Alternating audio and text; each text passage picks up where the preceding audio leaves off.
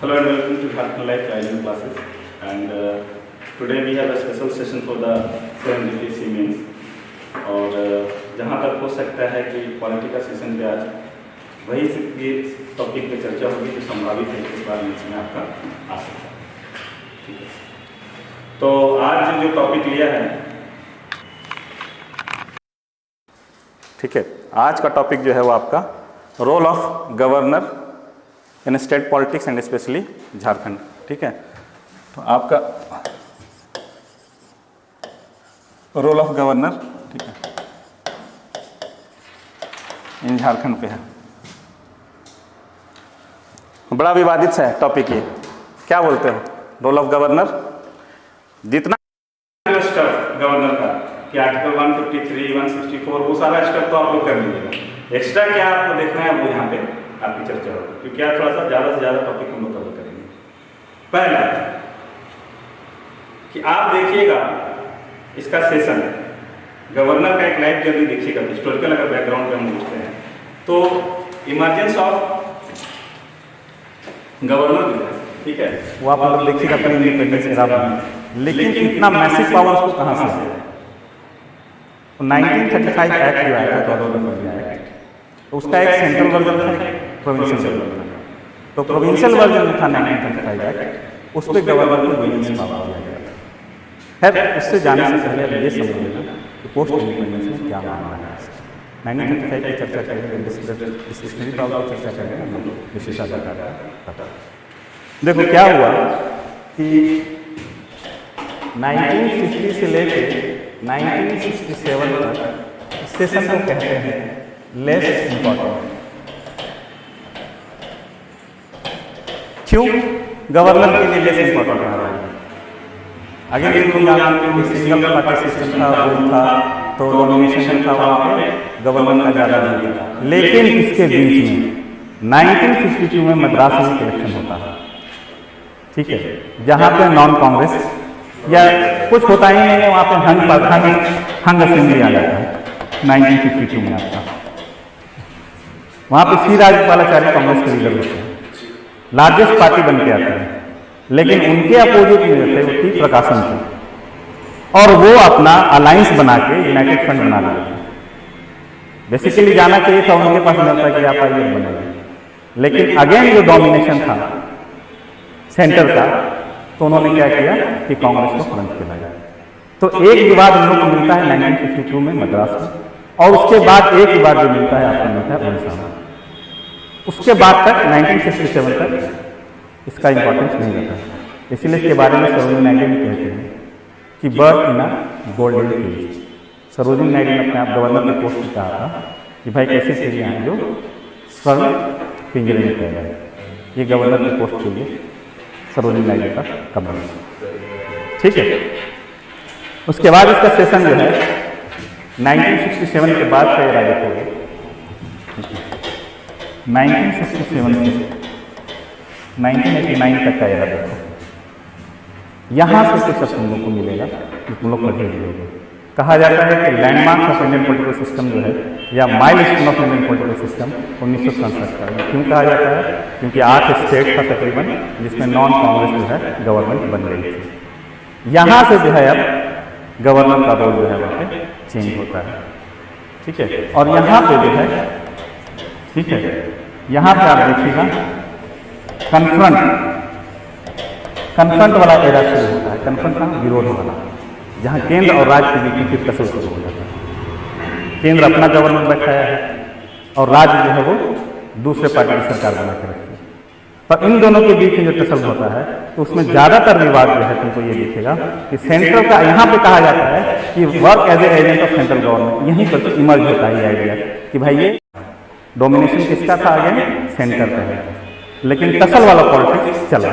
इसका भी दो फेज है, ठीक है। 1967 से 1975 तक तो तुम देखोगे यहाँ पर इंदिरा जी कांग्रेस है, तो यहाँ पर डोमिनेशन है।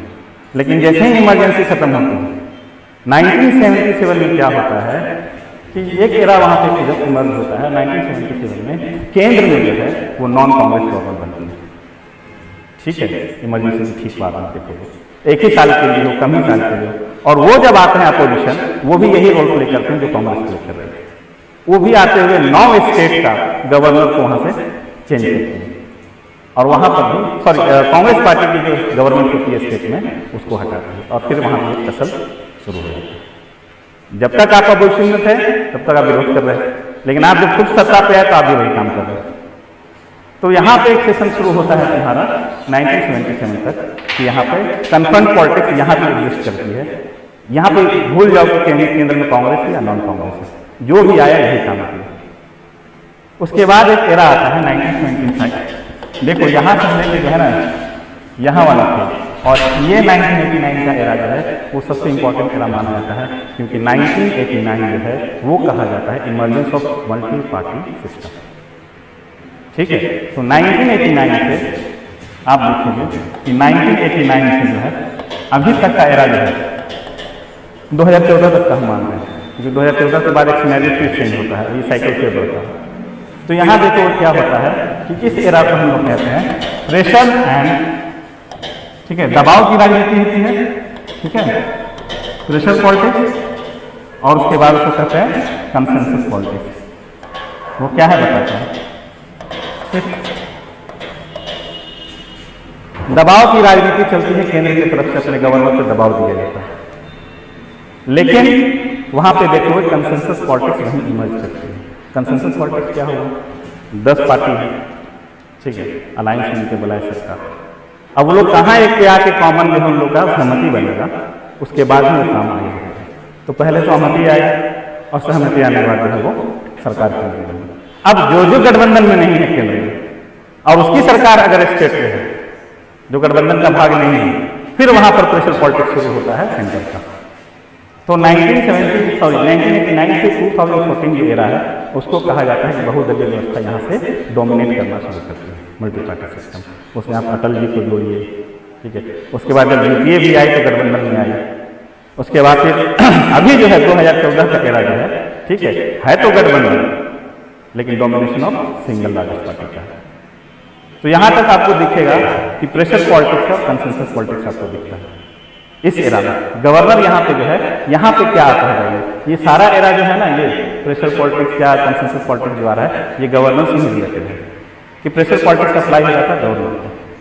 ओके, अब 2014 पे आप देखोगे, सपोज दैट है तुम्हारा करंट एग्जाम्पल ध्यान रखने से, ये सिपेरा कांड को मानो सिंगल लार्जेस्ट पार्टी थी और 41 सीट दिखाए थे एनडीए गठबंधन, लेकिन वो किसको बुला लिए, जेएनयू को सरकार बनाने की। सबसे प्राइम एग्जाम्पल है तुम्हारा। ये कैसे हुआ, अगेन प्रेशर पॉलिटिक्स, जो उस समय केंद्र में यूपीए की सरकार था, तो वहां पर प्रेशर पॉलिटिक्स अप्लाई किया गया, और फिर जो है ये काम 2014 के बाद अब मामला थोड़ा बदला हुआ, अगेन अभी साइकिल हो गया है एक सिंगल पार्टी का लार्जेस्ट डोमिनेशन, ठीक है। और 2014 के बाद से समय जो कांग्रेस के शुरू में अभी का वही एरा चल रहा है। तो गवर्नर के अगर हिस्ट्री पे जाओगे तो हिस्ट्री इसका ये है, पहला रोल एकदम नेग्लिजिबल या लिस्ट था, उसके बाद आप देखिएगा तो कन्फ्रंट पॉलिटिक्स आता है, उसके बाद आप आइएगा तो आपको मिलेगा कंसेंसस पॉलिटिक्स आता है, सहमति वाला, और अब फिर प्रेशर पॉलिटिक्स का एरा 7-7 में चल रहा है 2014 के बाद। तो ये तो हुआ आपका उसका कि फिर आज़ादी के बाद से अभी तक का क्या उसका चल रहा है। अब यहाँ पे आपको देखना ये है कि आंसर के पॉइंट ऑफ व्यू से हमको क्या क्या स्टेप डालना होगा इसको, ठीक है। गवर्नर का रोल आप लोग लिख दीजिए, कौन सा आर्टिकल में क्या है, उसमें जो गवर्नर आप लोग लिखते हैं, लेजिस्लेटिव रोल है, जुडिशियल रोल है, एग्जीक्यूटिव रोल है, वो तो आप लोग लिख लीजिए। यहाँ पे आपको देखना है कि एरिया ऑफ कंट्रोवर्सी कहाँ है। अगर गवर्नर यहाँ पे आता है, आप रोल लिखने जा रहे हैं, ठीक है, कंट्रोवर्सी विवादित कहाँ पड़ जाता है, भाई गवर्नर है, गवर्नर का विवाद कहाँ से आता है, शुरू हो जाता है। तो वो एरिया ऑफ कंट्रोवर्सी जो है उस पर हम लोग फोकस करेंगे। पहला क्या है एरिया ऑफ कंट्रोवर्सी, आप लोग पढ़े नहीं, क्या है वो एरिया ऑफ कंट्रोवर्सी? सबसे ज्यादा विवादित कौन सा रहा है गवर्नर का कार्य? बहुत सारा, 356 का मिसयूज है, 365 का मिसयूज है, हाँ वो बता रहा हूँ, वो सारा क्लाउड जो है, हाँ ठीक है। इसी सारी चीज को जो है चैनलाइज करते हैं कि आंसर में आप लोग जब लिखिएगा एक हेडिंग बना दीजिएगा, एरिया ऑफ कंट्रोवर्सी। राष्ट्रपति के प्रसाद, हाँ वो सारा है, ठीक है। तो जब आप आंसर लिखिएगा ना तो एक स्पेशल क्लाउज लिख लीजिएगा हेडिंग, एरिया ऑफ कंट्रोवर्सी। उससे क्या होगा कि जब देखिएगा एग्जामिनर तो देखेगा कि नहीं इस इशू को ये छुआ, और उसमें सबसे पहला आता है आर्टिकल 163 सब आर्टिकल 1, जहां पे गवर्नर को हो जाता है विशेषाधिकार, और उसी में आर्टिकल 163 सब आर्टिकल 2 में एक टर्म है, ठीक है, कि डिस्क्रिप्शन अगर यूज करता है, देखोगे आर्टिकल 163(1) में आप देखिएगा कि डिस्क्रिप्शन है, विशेषाधिकार इसको हम लोग बोलते हैं, कि अगर जरूरत पड़ा तो गवर्नर जो है अपना विशेषाधिकार का इस्तेमाल कर सकता है। लेकिन उसी तरफ अगर जाओगे आर्टिकल 163 सब आर्टिकल 2 में, तो ये अनक्वेश्चनेबल होगा, यहीं पे विवाद शुरू हो जाता है। आप विशेषाधिकार देते हैं, गवर्नर अपना विशेषाधिकार का प्रयोग करता है, लेकिन इससे कोई सवाल नहीं पूछा जाएगा, यहाँ पे उसको आर्बिट्ररी पावर मिल गया गवर्नर को, आर्टिकल 163 सब आर्टिकल 2 के अंदर में। क्या आप कोई भी डिसीजन लेते हैं जहां आप कहेंगे कि हम विशेषाधिकार के तहत ये काम कर रहे हैं, नहीं, सवाल ही नहीं है।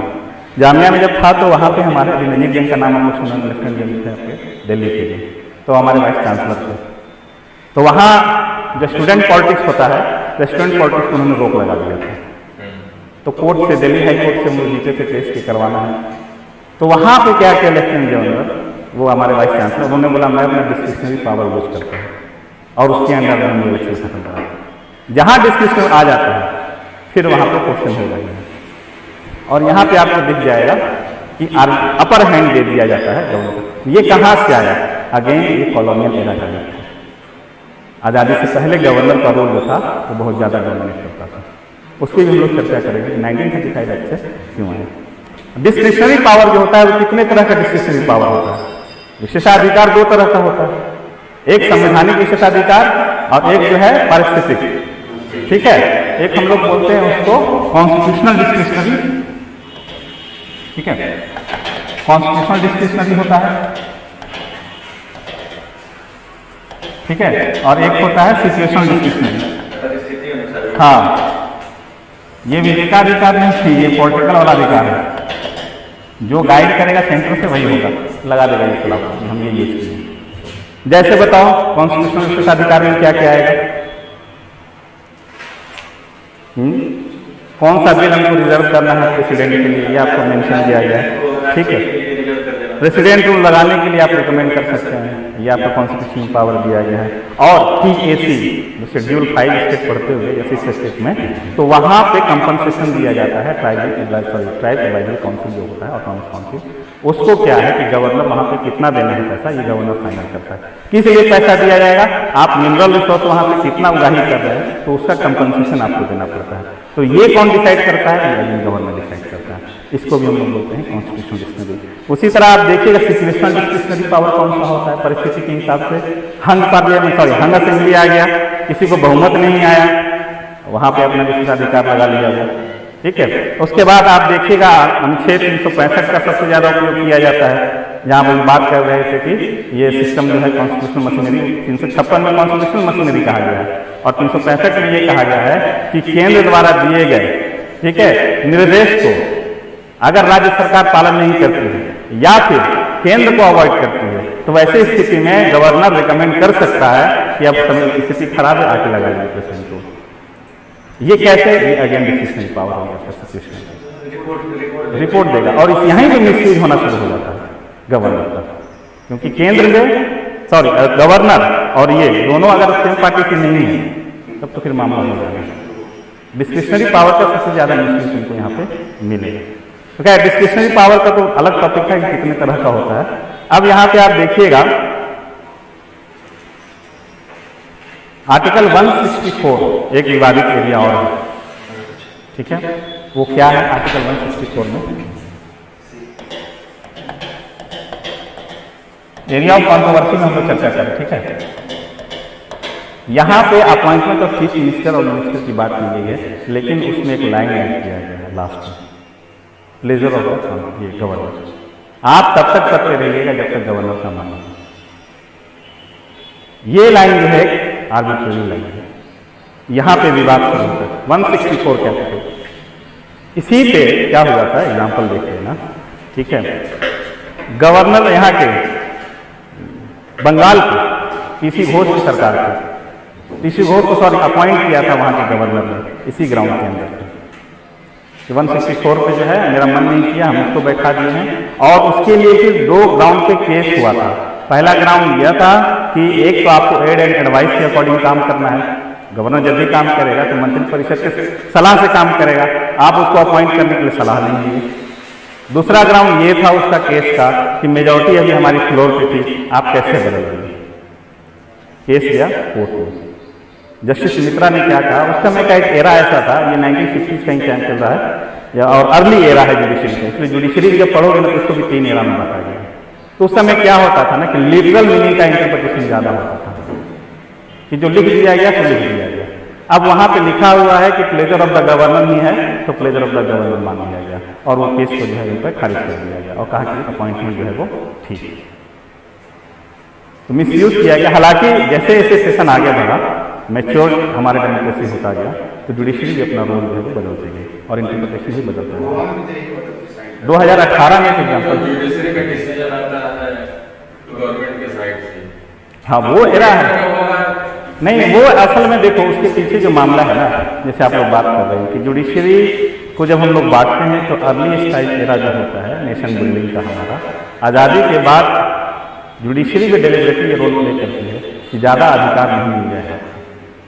पहले हम राष्ट्र निर्माण कर लें, ठीक है, उसके बाद धीरे धीरे हम लोग रास्ता खोलेंगे अपना।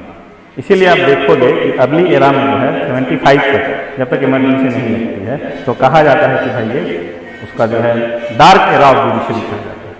77 के बाद से 2000 तक कहा जाता है तो उसको कहा जाता है राइट बेस्ड जुडिशरी, यानी कि अधिकार उसमें मांगता है। उसी में देखोगे कि 2005 में RTI भी आता है, उसी में आप देखोगे महिला संरक्षण का भी आता है, बहुत सारा लेबर लॉ भी आता है, उसी समय चाइल्ड राइट, उस एरा को ही कहा गया कि अधिकार वाला एरा।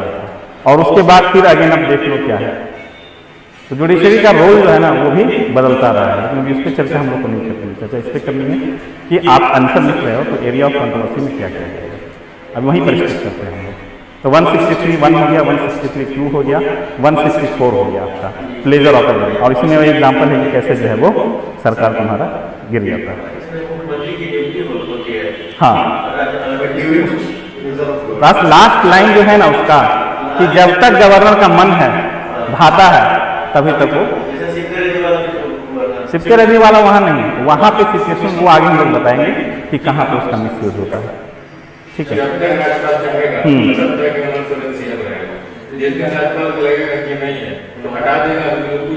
ठीक बोल रहे हैं, एग्जैक्टली यही है। जजमेंट ये आएगा, उसके बाद केस को जाओगे तुम, ये संविधान उल्लेख है कि राज्यपाल अब प्लेजर पे मुख्यमंत्री बना रहेगा। लेकिन वो सिचुएशन तब था जब अर्ली एरा था 1967 के टाइम पे। अब क्या है, अब इतना आसान नहीं है। जब संविधान का प्रोजेक्शन अब हाँ पहले इसी पे आप देखोगे ना कि जो प्रोसीजर एस्टैब्लिश बाय लॉ जो आप लोग पढ़ते हैं एंड ये वाला इसका क्या है USA का प्रोसीजर एस्टैब्लिश बाय लॉ के अपोजिट में क्या एक टर्म और आ जाता है, spirit of law, due process of law. ठीक है, इन दोनों में फर्क क्या हो जाता है यहीं पे तुमको मिलेगा। प्रोसीजर एस्टैब्लिश बाय लॉ क्या कहता है कि जो लिखा है हम उसी के हिसाब से चलेंगे। इसीलिए देखोगे अदालत में कानून जो है अंधा कानून पर पट्टी बांध के तुम देखोगे पहले खड़ा रहता था। क्यों कहता हम कुछ नहीं जानते, जो लिखा है हम उसी के हिसाब से बात करेंगे। लेकिन due process of law initial review वाला टॉपिक डिस्कस करते हैं, वो स्पिरिट ऑफ द लॉ की बात करता है। ठीक है, अब वो चर्चा हम लोग इसके बाद वाले टॉपिक पर करते हैं। अभी सिर्फ फोकस करते हैं इसी से कि आपका क्या आंसर जाएगा। ओके, तो वहाँ पे पीसी घोष की सरकार बन जाती है, जुडिशरी अपहेल्ड कर देता है कि नहीं ठीक है 1967 के टाइम में कि प्लेजर ऑफ गवर्नर यहाँ पर मैटर करता है। लेकिन आज के समय में यह जो है व्यवस्था अब नहीं रही, अब इंटरप्रिटेशन जो है थोड़ा एक्सटेंडेड फॉर्म में होने लगा। अच्छा, इसके साथ साथ फिर क्या होता है आपका दूसरा एरिया जो है आपका, ठीक है, पहला एरिया तो हम लोग देखे डिस्क्रिशनरी पावर आप दे दी आर्टिकल 163 162 के अंदर में। दूसरा हम लोग देखे 164 में आप प्लेजर ऑफ द गवर्नर एक कंट्रोवर्सी ले रहा है। तीसरा जो है वो सबसे misuse of article 366 and article 365। ठीक है, वो तीसरा जो है आपका थर्ड जो आता है आर्टिकल 366, ठीक है, और आपका आर्टिकल 365 356 और 365 का मिसयूज। 365 में क्या कहता है कि अगर राज्य सरकार केंद्र के दिए गए निर्देश के अकॉर्डिंग काम नहीं करता है, ठीक है, और दोनों के बीच में टसल आता है, तब एक सिचुएशन यहाँ खड़ा हो सकता है कि गवर्नर जो है वो रिकमेंड कर दे प्रेसिडेंट को कि भाई आप आइए प्रेसिडेंट। लेकिन अब है क्या और रिपोर्टिंग क्या हो रहा है, मामला यहीं पर फंस जाता है। ठीक है, और यहाँ पे सेंट्रल से आ रहा है, देख रहा है कि अभी तुम्हारे यहाँ चल रहा है, यहाँ पे हमारे यहाँ भाषा विवाद चल रहा है। इससे पहले वो पत्थलगड़ी मूवमेंट चल रहा था, पत्थलगड़ी मूवमेंट फिर देखो हो जाना, तो अभी केंद्र सरकार को रिकमेंड कर देगा वेबसाइट की, जाइए भाई स्थिति खराब है, तुरंत प्रेसिडेंट को लग जाएगा। इसका मिसयूज ज़्यादा हो जाता है। उसी तरह आर्टिकल 356 पे जाइएगा तो 356 कहता है जब स्टेट का कॉन्स्टिट्यूशनल मशीनरी फेल हो जाता है, संवैधानिक संस्था फेल हो जाती है, तब यहाँ पे आप प्रेसिडेंट को लगाते हैं। तो संवैधानिक संस्था यहाँ पे है, तो संवैधानिक संस्था में या तो पार्लियामेंट लेजिस्लेचर आएगा या तो जुडिशरी आएगी। कि अगर आप बहुमत में नहीं हैं या कोई भी एक दल बहुमत में नहीं आता है, तब यहाँ पे क्या होता है कि या तो किसी को बुलाओ, सरकार बनाओ, वो भी नहीं बन पाता है। लास्ट ऑप्शन है कि प्रेसिडेंट को लगाओ। हमारे झारखंड में 3 बार लग चुका है 20 साल के शासनकाल में, तो यहाँ पर वही एग्जाम्पल लगा देना मिसयूज ऑफ 356 के अंदर में। उसको भी नहीं लगना चाहिए, ऊपर से आदेश आना चाहिए। मिसयूज यहीं पे कहा है, मिसयूज इसलिए टर्म ही लग दिया है कि भाई मिसयूज है यहाँ पे। अभी आप देखोगे रिसेंट एग्जाम्पल कर्नाटका गोवा 2018 में सरकार बनी थी, वहाँ पे क्या मामला है, वहाँ पे गोवा में लार्जेस्ट पार्टी कांग्रेस थी, ठीक है, और ये लोग गठबंधन करके जो है आपका इनको बनवाया। उसके बाद फिर यही महाराष्ट्र में इशू आया था कि लार्जेस्ट जो है आपका पार्टी वहाँ पे बीजेपी बन के आई थी, लेकिन एनसीपी और ये लोग जो है शिवसेना वाले गठबंधन कर दिए थे, लेकिन वहाँ लार्जेस्ट पार्टी को दे दिए।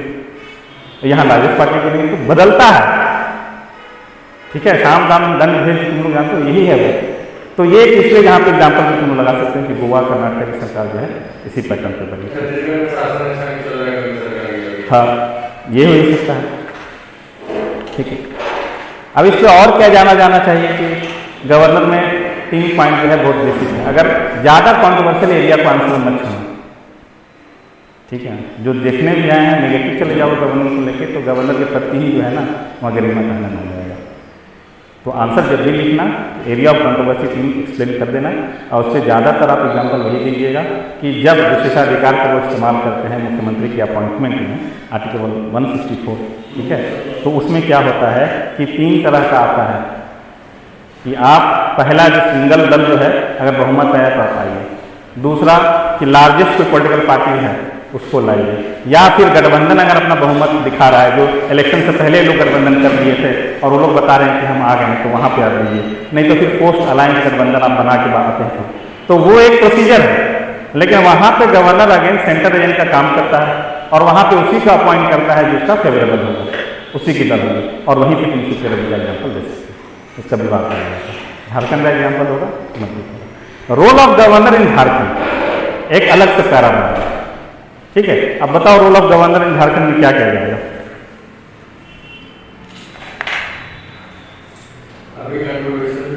हाँ बताइए, इसी पे तो बोल रहा हूँ कि क्या जाएगा अगर आप रोल ऑफ गवर्नर पे लिखते हैं। जी, अच्छा,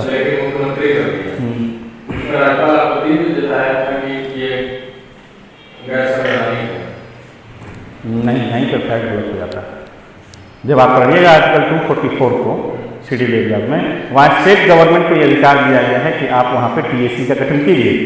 लेकिन यहाँ पे अभी से पहले तक क्या था कि विधानसभा जो कानून पारित किया था उसके अंतर्गत पे ये प्रावधान किया गया था कि गवर्नर ही नियुक्ति करेगा, ये राज्य का विशेषाधिकार कौन सा भी कानून बना।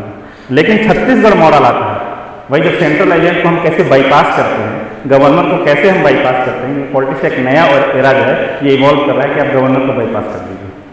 तो छत्तीसगढ़ मॉडल में ये था कि उन लोगों ने एक एक्ट बनाया और कह दिया कि अब गवर्नर नहीं करेंगे, सीएम ही करेगा। उसी मॉडल को झारखंड सरकार भी फॉलो करती है। ये कॉन्स्टिट्यूशनल मशीनरी का विरोध नहीं है, हाँ ये पॉइंट डालिएगा, कॉन्स्टिट्यूशनल मशीनरी मत बोलना, ये पॉइंट बेसिकली ये जाना चाहिए और प्राइमरी जो है ना इसको मेंशन कीजिएगा आप लोग। खैर उसमें ठीक है, आपने इस बात की देखो, इसमें जब भी स्पेशल रूल आएगा, इधर जो जनरल है तो जनरल है, शेड्यूल 6 के स्टेट का जहाँ भी एरिया आ जाता है वहाँ पे गवर्नर का रोल इम्पोर्टेंट है। झारखंड के अगर आप बताते हैं कि रोल ऑफ गवर्नर में झारखंड क्या हो जाएगा, तो सबसे पहले आप देख लीजिएगा कि इस पर रिपोर्ट सबमिट करना होता है गवर्नर को प्रेसिडेंट के पास। कि शेड्यूल एरिया में कैसा एडमिनिस्ट्रेशन चल रहा है। एक दूसरा जो अभी बोला कि टीएसी का जो था, ठीक है, तो टीएसी वाला मामला जो है यहाँ पे झारखंड की पॉलिटिक्स में बता सकते हैं, ये अभी तक जो गवर्नर के हाथ में था, लेकिन इस वर्ष से क्या हुआ है कि ये जो पावर है वो गवर्नर से लेकर सीएम को दे दिया गया। संवैधानिक रूप से गलत नहीं है, वहाँ पे राज्य सरकार है।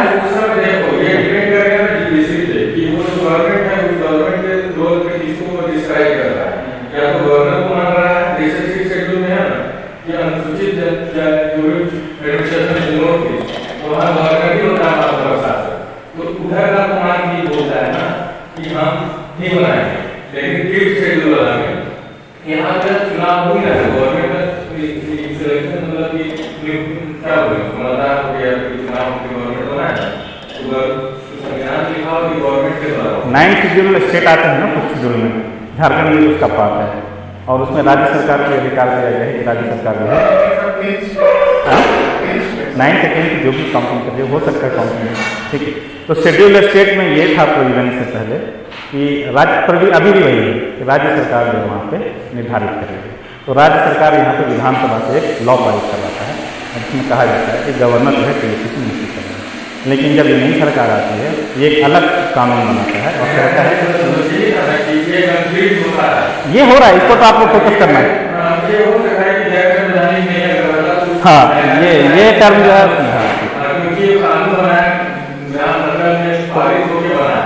विधानसभा के लिए ये है टसल है, हमको देखना है गवर्नर की भूमिका क्या होती है। अभी यहाँ पे गवर्नर की भूमिका झारखंड में कम की गई है, टीएसी का पावर अब छीन के दे दिए राज्य सरकार को, यहाँ पे उसका शक्ति का आप कम किए एक, ठीक है। नेक्स्ट जो आप आइएगा, ठीक है, नेक्स्ट जो है इससे कि law applicable to the schedule area. देखो केंद्र सरकार से पार्लियामेंट से कोई भी लॉ बन के आता है तो यहाँ पे शेड्यूल एरिया में लागू होने से पहले गवर्नर उस कानून को रोक के देखती है, उसको डायरेक्ट लागू नहीं होने देती है। अगर उसमें कुछ सुधार करना होगा तो वही सुधार करके जो है उसको इस एरिया पे लगाएंगे। तो झारखंड के रोल पे स्पेशली एक अगर आर्टिकल ये हेडिंग बनाते हो तो 3 मेजर आपका जाता है, ठीक है, कि आप इस चीज़ को मेंशन किए, पेशा को मेंशन नहीं कर रहे हैं आप, ठीक है। एक्सटेंडेड शेड्यूल एरिया वाला जो पंचायती राज का प्रोविजन है, पत्थलगढ़ी का मूवमेंट अब वही चल रहा है। मैं पेशा को जो है ना रोकने को बोले, पेशा को नहीं, हाँ अभी नहीं डालना, झारखंड के परिप्रेक्ष्य में नहीं लिखना। ऐसे आप लिख सकते हैं, पंचायती राज आया तो पेशा एक प्रोविजन आया था जहाँ पे शेड्यूल एरिया में कैसे आप लागू कीजिएगा, क्योंकि ये बड़ा विवादित है। आंसर पे जो है ना इसका पेशा डाल सकते हो एक छोटा सा, लेकिन पेशा में ग्राम सभा का भूमिका महत्वपूर्ण हो जाता है, ठीक है, वहाँ गवर्नर की भूमिका नहीं, ठीक है। तो इस तरह से आप अगर ये आंसर करते हो कि देखो आंसर इस तरह इतना डाल दोगे आंसर पे तो बहुत लंबा चला जाएगा। सिर्फ इसमें फोकस करना, ज़्यादा रोल जो फॉर्मेलिटी वाला आंसर होता है ना, फॉर्मेलिटी लिखने के बाद schedule area controversial area issue क्या है वो एक हेडिंग बना के 4 दे दिए एग्जाम्पल के साथ, उसको एक्सप्लेन कर दिए, ठीक है। झारखंड के संदर्भ में 1 पॉइंट और बना लिया, उसमें 3 पॉइंट है, 4 पॉइंट, उसको आप एक्सप्लेन कर दिए, ठीक है। उसके बाद फिर क्रिटिसिज्म में आलोचना में आपको जाना होगा, तो ये आलोचना वाला दे देना कि गवर्नर की शक्ति को जो है वो अब कई राज्य सरकार जो है कम कर रही है, बाईपास करने का काम कर रहा है। उसके बाद फिर अभी पौंडीचेरी में जो कमाल हुआ है वो भी दिखा देना कैसे मिसयूज हो रहा है ना, किरण बेदी को हटा के दूसरा लाया गया, उसको वहाँ तक का पलट किया था। अगर गवर्नर तुम्हारा एथिक्स वाला हो, सही आदमी, तो केंद्र सरकार कभी नहीं चाहे तुम्हारा, किरण बेदी ठीक थी तो वहाँ हटा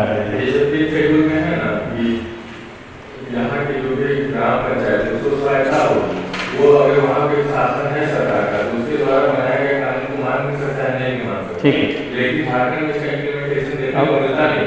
अब रिकमेंडेशन क्या है, मेजर रिकमेंडेशन क्या हो आंसर पे कि कौन कौन से कमेटी जो है वो इम्पोर्टेंट सेक्शन हो जाता है कि महत्वपूर्ण समिति द्वारा राष्ट्र के गवर्नर के लिए क्या क्या रिकमेंडेशन किया गया था। तो लोग पहले सरकारिया कमीशन को उठाते हैं कि सरकारिया कमीशन में क्या क्या रिकमेंडेशन था, तो वो और फिर कौन सी कमीशन का रिकमेंडेशन है वो रिकमेंडेशन जाना। एक आपका बना था 2002 में वेंकटाचलैया कमीशन 2002 में, तो उसने क्या कहा था कि वेंकटाचलैया जो कमीशन होता है ना 2002 में बना था,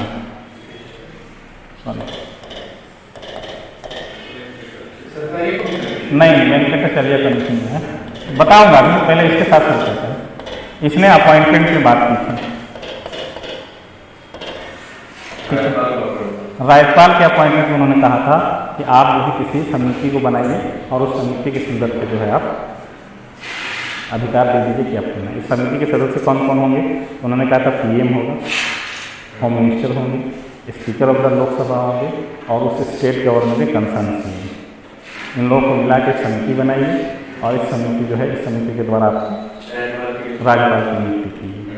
ठीक, उसके बाद एक एरिया जो है ARC का recommendation, PM, home minister, speaker of the Lok Sabha and CM of the concern state.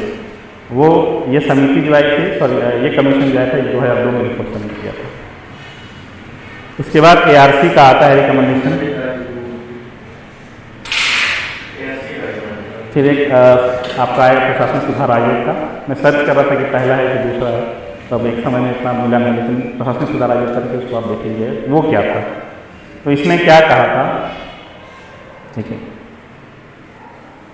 कि गवर्नर मस्ट एक्ट जो है, इन्होंने कहा था कि राज्यपाल जो है वो अपना विवेकाधिकार के साथ साथ अपने जजमेंट के साथ कोई भी निर्णय लेंगे। निर्णय लेने के लिए कहा था 2 डिस्क्रिशनरी पावर होता है, एक सिचुएशनल, सबसे ज़्यादा कंट्रोवर्शियल किसको CM बनाना है, और एक कौन सा बिल जो आप रिजर्व करना है। ठीक है, उस मामले में अपने विशेषाधिकार तथा अपने व्यक्तित्व, ठीक है, जजमेंट को क्या बोलते हैं, न्याय छोड़ दो उसको, इंडिविजुअल जजमेंट लिखूंगा। Government must according to his own judgement and discretional, ठीक है, इन मेकिंग हिज रिपोर्ट। वो प्रेसिडेंट को रिपोर्ट जो बना के भेजता है उसमें बोलता है अपना विवेकाधिकार का इस्तेमाल सही से कीजिए और अपना जो है व्यक्तिगत न्याय जो आपको ठीक लगता है आप उसके अकॉर्डिंग रिपोर्ट सबमिट कीजिएगा। जो गवर्नमेंट को विशेषाधिकार है अपने विवेक के साथ निर्णय लेने का, वो जो निर्णय ले रिपोर्ट, जैसे कि वो गवर्नर जो रिपोर्ट करता है बेसिकली 365 हुआ उसमें रिपोर्ट करते हैं कि प्रेसिडेंट को लगाइए, 356 का आप रिपोर्ट करते हो उस पर लगाइए। एक आपको एनुअल एडमिनिस्ट्रेशन शेड्यूल एरिया, उसमें आपको रिपोर्टिंग करना है। तो कहा जाता है कि जो कंट्रोवर्शियल एरिया है रिपोर्टिंग के लिए, उस पर आप डिस्क्रिशनरी के साथ साथ अपना विवेकाधिकार के साथ साथ अपना नैतिक मूल्य एग्जैक्टली जो टर्म आया है इंडिविजुअल जजमेंट का भी इस्तेमाल करें।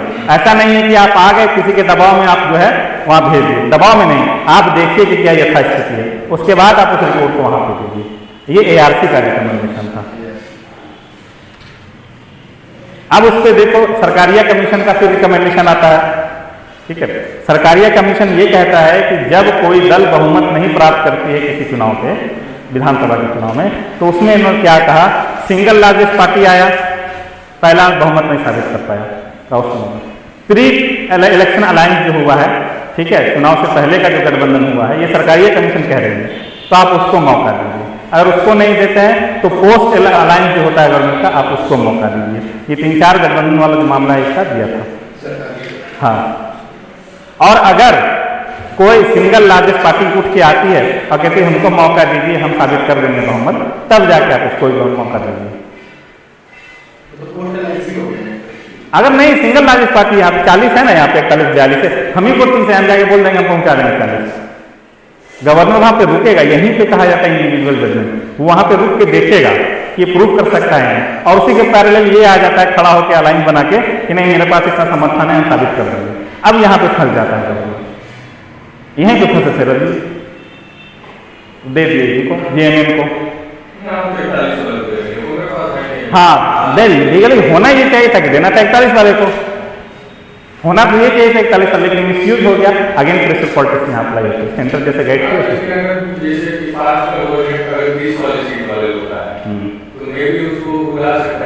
जब ये वाला खड़ा नहीं होता है पैरेलल, कोई दल आ गया कि हम नहीं बनाएंगे, होता है ना कभी कभी कि हम खुद से चाह रहे हैं चुनाव हो जाए, बहुत सारा दल चाहता है कि देखना नहीं बन पा रहा, बैठ गया।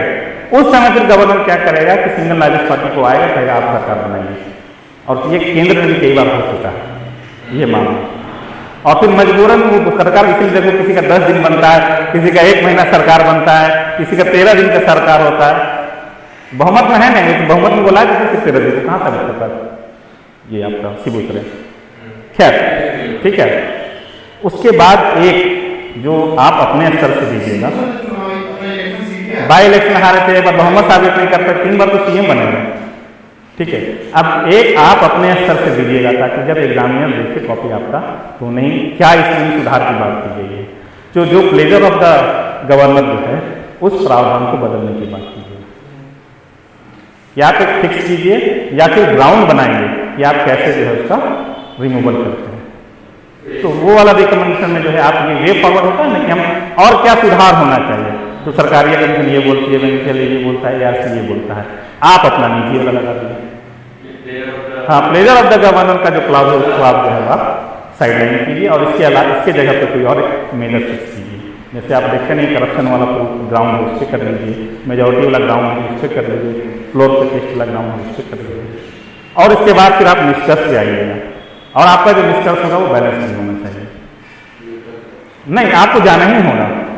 गवर्नर के बारे में सरकारी कमीशन कहता है कि लिंचिन है, गवर्नर की पोस्ट को हल्के पे नहीं लेना है। ये अलग है कि पॉलिटिसाइजेशन ऑफ द पोस्ट हो गया है। आप ये देखो कि ये गवर्नर है, ठीक है, और इसकी कड़ी जो है यहाँ पे स्टेट गवर्नमेंट के साथ मिलती है, ठीक है, और लोकल गवर्नमेंट के साथ मिलती है, और इसकी ऊपर वाली कड़ी जो है वो केंद्र सरकार के साथ मिलती है।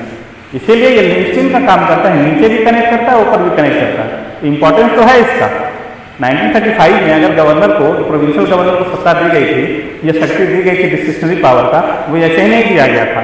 कैसे जोड़ के रखना है, एक इतना बड़ा देश है, उस देश को कैसे आप यूनाइटेड रखते हैं, उसमें गवर्नर का रोल इंपॉर्टेंट आता है। अगर राज्य सरकार ही आपके साथ सेपरेशन का मूवमेंट चला दे कि नहीं हमसे अलग होंगे, अलग देश बनाएंगे, वहां पे कौन होगा जो केंद्र का प्रतिनिधित्व करेगा? राज्यपाल जाएगा और बोलेगा। सकारात्मक पहलुओं को ज्यादा दिखाना है। ये तो वो स्टेप दिए हैं जो आपके आंसर को और इन्हांस करेगा। तो वहां पे गवर्नर का 366 या 365 है, उसका इंपॉर्टेंस चर्चा हो रहा है मिसयूज का। अगर इस तरह की स्थिति बन जाती है, सिविल वॉर ही ब्लॉक हो जाता है आपके स्टेट पे, तो कौन कंट्रोल करेगा? अगेन वही गवर्नर जाएगा केंद्र को बोलेगा कि भेजिए आर्मी या कंट्रोल कीजिए, आप प्रेसिडेंट रूल लगाइए। तो रोल का महत्व है, महत्व को दिखाना है ज्यादा। ये एरिया ऑफ कंसर्न इसलिए बनाए कि ये लाइन आपका खुल जाएगा, इधर आंसर में आपका 5 नंबर 2 नंबर 3 नंबर बढ़ जाएगा। पॉजिटिव अप्रोच के लिए जो पावर्स मिले गवर्नर को, उसका मिसयूज किया जा रहा है सत्ता का, पॉलिटिसाइजेशन वाला मामला, ठीक है, राजनीतिकरण जो हो रहा है उसका मामला जो है इसको कहिएगा। अच्छा, उसके बाद फिर क्या था आपका कि गवर्नर में और कुछ तो नहीं, हमको लगता है कि मोटा मोटी गवर्नर का जो स्टफ चाहिए था एक्स्ट्रा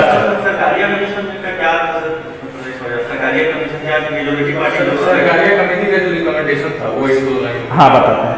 सरकारिया कमीशन कहती है कि अगर कोई सिंगल एक लार्जेस्ट पार्टी जो है, ठीक है, जैसे ए है, ए नहीं प्रूफ कर पा रहा है मेजॉरिटी, कोई नहीं पाया ABCD में कोई नहीं, तो ऑप्शन क्या है मेरे पास? तब वो ऑप्शन खोलता है। पहला, इलेक्शन से पहले आप जो गठबंधन है अलायंस, ठीक है, उसको मौका दीजिए, ठीक। उससे फिर इलेक्शन से पहले एक सिंगल लार्जेस्ट पार्टी आती है जो बोलती है कि हम साबित कर देंगे बहुमत, उसको मौका दीजिए। फिर इलेक्शन के बाद एक पार्टी आती है बाद में, ठीक है, वो अलायंस बनाती है, ठीक है, पोस्ट अलायंस गठबंधन, जो पोस्ट इलेक्शन गठबंधन जो हम लोग बोलते हैं, अलायंस बोलते हैं, सॉरी, तो उसको मौका दीजिए आप, ठीक है। लास्ट रिसोर्ट, इसलिए कुंची कमीशन का रिकमेंडेशन आता है यहाँ पे कि एज ए लास्ट रिसोर्ट जब भी डिस्क्रिशनरी पावर का जो है यूज करे प्रेसिडेंट। सेकेंड ARC का भी यही रिकमेंडेशन था कि जब आप विशेषाधिकार का इस्तेमाल करते हैं तो आप बहुत संयम होकर और लास्ट रिसोर्ट एकदम आखिरी स्तर होकर तब जाके आखिरी में फिर यहाँ पे एक आता है कि गवर्नर फिर कोशिश करे किसी एक दल को देने का, क्या साबित कीजिए। इतना होने के बाद अगर नहीं होता है तब जाके प्रेसिडेंट रूल लगाइए, ठीक है। जनता अगर वोट दी है तो उसका महत्व है। 3 चौथा में देता है, किसी एक पार्टी को पकड़ के बैठा दिया कि आप बनाइए, साबित करने के लिए 1 महीना समय। उसके बाद जब नहीं होता है तो उसके बाद जब तक फिर से इलेक्शन नहीं होता है तब तक आप प्रेसिडेंट रूल लगाइए। प्रेसिडेंट रूल लगेगा 356 के अंदर में, ठीक है, या फिर 365 के अंदर में, जो भी आपका प्रेसिडेंट।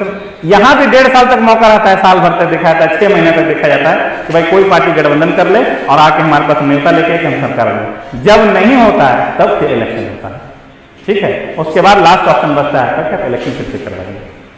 तो ये बहुत ही चैलेंजिंग ये होता है, आपका एक्सरसाइज होता है। अच्छा, इसके बाद ठीक है, इसके बाद आपका था BPSC एंड वो तो है, और पार्लियामेंट्री कंट्रोल तो हो गया आपका सारा, ठीक है। उसको एक बार रिकॉल कर लो तो क्या क्या होगा उसमें। पार्लियामेंट्री कंट्रोल में शून्यकाल, प्रश्नकाल, हाँ ये टूल्स है, ठीक है, हाँ वो ठीक है, वो एडजर्नमेंट तो नहीं आएगा, हाँ ये है, हाँ यही सब सारा चीज है। धन्यवाद। हाँ हर साल में एक बार या नया सेशन जब आता है तो उसके बाद टूल्स बताओ। बजट, हाँ बजट तो प्राइम है, उसको तो मोटा मोटा मान के चलो।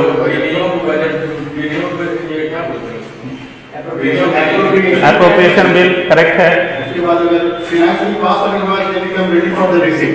ठीक है, उसके बाद control through parliament committee, very good very good. ठीक है, पीएससी वगैरह इसको तुम देना कमिटीज का। ठीक है, यहाँ तक है। ठीक है, और उस पर कितना इन्हांस करोगे अगर तुम जाओगे? हाँ, लेजिस्लेटिव प्रोसीजर अगर तुम दिखाने जाओगे तो अपने खुद में लंबा है। फर्स्ट रीडिंग में सरकार के दिख जाता है ना कि आप नहीं, वो सरकार गिराना सब लोकसभा का ही मैटर है, पॉपुलर हाउस से ही मत हो रहा।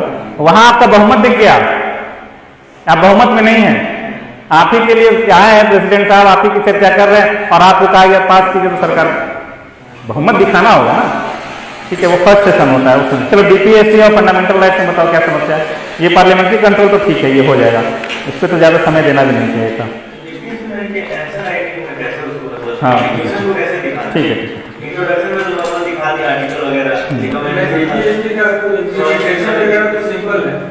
उसका चर्चा करते हैं, उसका चर्चा करते हैं। वही करवा दें। ठीक है, ये देखो पहले इसमें जो अभी बात की हम लोग किस पे, कंट्रोल को, तो कंट्रोल को तो समराइज कर लेना, और जहां लगे तुम्हारे पास कि कम है अच्छा तो सीधे प्रोसीजर शुरू कर देना। कंट्रोल को लेजिस्लेटिव प्रोसीजर, फर्स्ट रीडिंग हुआ, इंट्रोडक्शन में आया, कोई बहस नहीं, आप लाइए। सेकेंड रीडिंग जब शुरू होता है वहाँ पे स्क्रूटनी होती है, बहुत डिस्कशन होता है, फिर कमेटी स्तर पे भेजा जाता है, फिर आपका तीसरा आता है कि फाइनल सबमिशन है, पास हुआ तो ठीक, और यही नहीं, इसके बाद फिर उसको सेकेंड हाउस में भेजे। फाइनल मनी बिल थोड़ी देगी 14 दिन में, वहाँ भी मामला फंस गया तो आप उसका एग्जाम्पल दे सकते हो कि पंचायती राज अधिनियम जब पारित करवाना था तो कितना प्रयास किया गवर्नर, जब राजीव गांधी भी प्रयास किए थे तभी पास नहीं, राज्यसभा में जाके फंस गया था वो। तो एक चैलेंज है।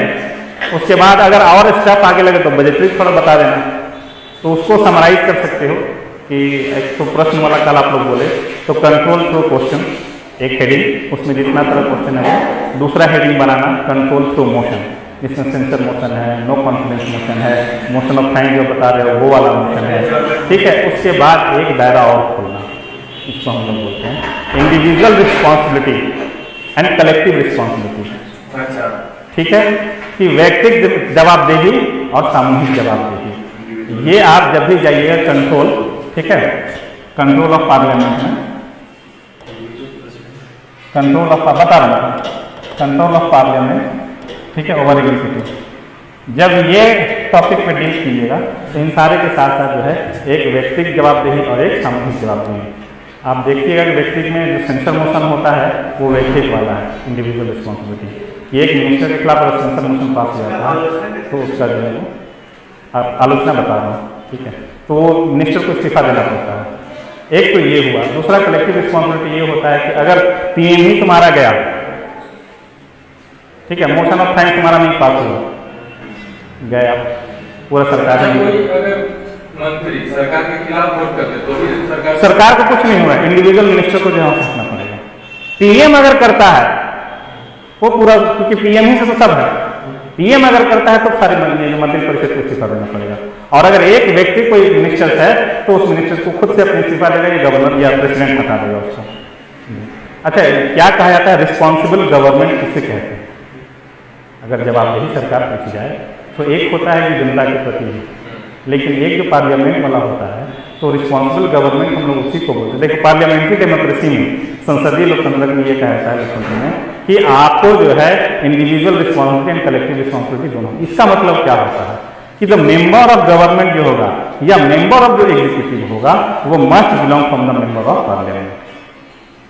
इसी को कहा जाता है रिस्पॉन्सिबल गवर्नमेंट, यानी कि जो आपका संसद का सदस्य होगा वही सरकार में शामिल होगा। अगर नहीं है तो 6 महीना वाला क्लॉज है, तो उसमें भी लोग स्मार्ट हो गया कि 5 महीना 15 दिन करता है और उसके बाद 4 दिन बाद फिर उसको अपॉइंटमेंट हो जाता है, क्योंकि कंसेक्यूटिव टर्म नहीं दिया गया है इसलिए। तो कलेक्टिव रिस्पॉन्सिबिलिटी में ये होता है कि पूरा मंत्री परिषद जो है वो लोग का ये पार्लियामेंट पे जवाबदेही है, और उसके बाद फिर जो एक इंडिविजुअल जो आता है वो भी जो है आपका पार्लियामेंट की जवाबदेही है। दूसरी बात, जब भी आप क्वेश्चन आवर कीजिएगा इस इशू को टच कीजिएगा। तो क्वेश्चन आवर में ये बोला जाएगा, तो मिनिस्टर हो, ठीक है, वो कभी भी सदन में झूठ नहीं बोलेगा, ठीक है। अगर वो झूठ बोलता है तो उसको इस्तीफा देना पड़ेगा। झूठ बोला ना, ग्राउंड में कुछ है, मेरे पास ऑफिशियल रखा है, जैसे आप खड़े होकर आके बोले कि ठीक है ये है, इतना फंड लगा, इतना फंड लगा, एक्चुअल में जब आपका रिपोर्ट आता है तो वहां पे साल भर बाद पता चलता है कि उतना पैसा खर्चा नहीं है और आप खर्चा दिखा रहे हैं। पीएससी का काम क्या है, कैग का रिपोर्ट है, लेकिन जनरली ये एक आइडियल आदर्शात्मक चीज है, इसको दबा दिया जाता है। लेकिन सदन में झूठ नहीं बोलेगा। अगर आप खड़ा होते हैं, एग्जाम खड़ा होते हैं माइनॉरिटी, तो स्कॉलरशिप में कितना पैसा दिया जाए, वो बोलेगा 14 लाख का हम दे देंगे, तो झूठ नहीं बोलेगा, एग्जैक्ट डाटा बोलेगा। तो सदन पे जो है वो कभी भी एक बाध्यता आ जाता है एग्जीक्यूटिव के ऊपर भी कि हम सदन में खड़े होकर झूठ नहीं बोलेंगे। एजुकेशन को लेकर कोई योजना से आप पूछ लीजिए, अभी जैसे तुम्हारा यूक्रेनियन वार हो रहा है, पूछा जाएगा ना बच्चे फंसे, आप उसके लिए क्या कर रहे हैं, आप जाके उठ के बोल दिए कि हम लोग ऑपरेशन गंगा जो है शुरू कर दिए 24 फरवरी से और शुरू हो रहा है अभी। तो ब्रिज ऑफ प्रिविलेजेस ग्राउंड है, ठीक है, आपका इसका पार्लियामेंट का वो मोशन लाया जाता है मिनिस्टर के खिलाफ, प्रिविलेज मोशन। प्रिविलेज की हिंदी में क्या बोलते हैं?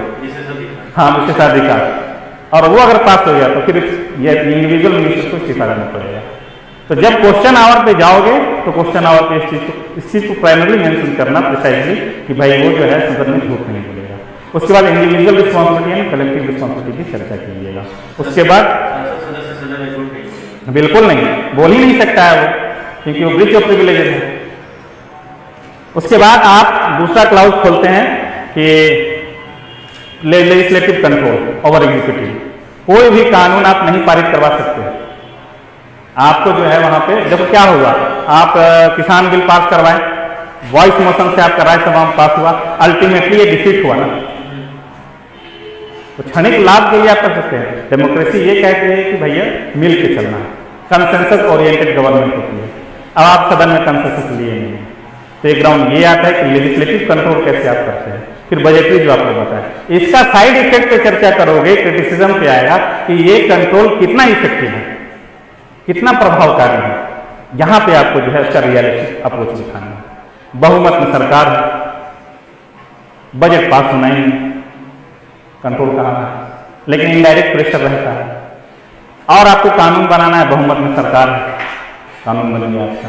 सदन में बोल जा रहा है, जैसे बोला कि प्रूफ कौन करेगा, तो कौन सा समय सीमा के अंदर में उसकी बात को जो है चेक किया जाएगा। इफेक्टिव कम है, लेकिन इसको इस तरह से नहीं नकार देना है कि कुछ रोल ही नहीं है।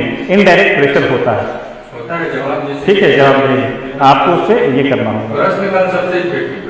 दिखने में छोटा लगता है लेकिन भाव करेगा जी, एग्जैक्टली। उसी से तो मार्केट में आ जाता है बात ना, लास्टली तो लोग आना है चुनाव में। रिपोर्ट है ना, रिपोर्ट कार्ड तो लेके आना ही है। इसलिए बोला जाता है कि रिस्पॉन्सिबिलिटी तो एक उधर हो गया सदन की तरफ, एक जनता की तरफ। और जनता वाला रिपोर्ट कार्ड आपको 5 साल मिलेगा। खैर वो भी अलग चीज़ है, first pass the post system है तो उसका हिसाब अलग है। डीपीएससी का मामला आपका, डीपीएससी का एक टॉपिक है, ठीक है। उसमें क्या है कि संबंध जो है इन लोग दोनों के बीच में कैसे किया। पहला क्वेश्चन हो गया गवर्नर का रोल का। दूसरा आप लोग ये कंट्रोल वाला टेक्निक कर चुके हैं, पार्लियामेंट्री कंट्रोल वाला, ठीक है, उस पर हल्का फुल्का चर्चा हुआ। लास्ट थर्ड वन जो क्या है आपका, वो है क्या हम कहते हैं डीपीएससी एंड फंडामेंटल राइट्स के बीच में, ठीक है। एग्जीक्यूशन है ना उसका, डीपीएससी एंड फंडामेंटल राइट्स, वो तो मैंने दिया लक्ष्मीकांत में, कितना सारा पॉलिसी दिया डीपीएससी का, वो तो एग्जीक्यूशन। हम जो है चर्चा करना चाह रहे हैं कि उस एंगल पे कि कहाँ इन लोग दोनों के बीच में टकराव की स्थिति पैदा हुई और फिर कैसे इन दोनों को माना गया कि जो है आपका ये हो गया। चलो, फंडामेंटल राइट्स की आवश्यकता क्यों पड़ी? What is fundamental and fundamental rights? जब भारत स्वतंत्र, हाँ, तो फिर भारत के नागरिकों को कुछ मूल अधिकार दिया जाए, जैसे कि अंग्रेजों का गुलामी से लोग परेशान हो चुका है कि राज्य ज्यादा रूढ़ ना हो जाए, ह्यूमन राइट्स को फंडामेंटल राइट्स के तरह शामिल किया गया। उससे संविधान सभा के सलाहकार जो डी.एन. राव वो ये भी बोले थे कि फंडामेंटल राइट्स को 2 भाग में बांट दिया जाए।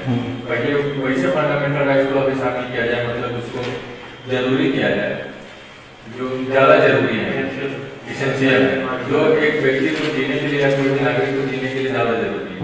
और दूसरा कैटेगराइज किया जाए जो जब राष्ट्र मजबूत हो थोड़ा तो उसको लागू इम्प्लीमेंट किया जाए, क्योंकि अभी नया नया स्टेट अलग हुआ है, मतलब देश स्वतंत्र हुआ है, तो इसका राजनीतिक सामाजिक स्थिति अभी ठीक नहीं, आर्थिक स्थिति वेरी गुड। उससे मजबूत हो।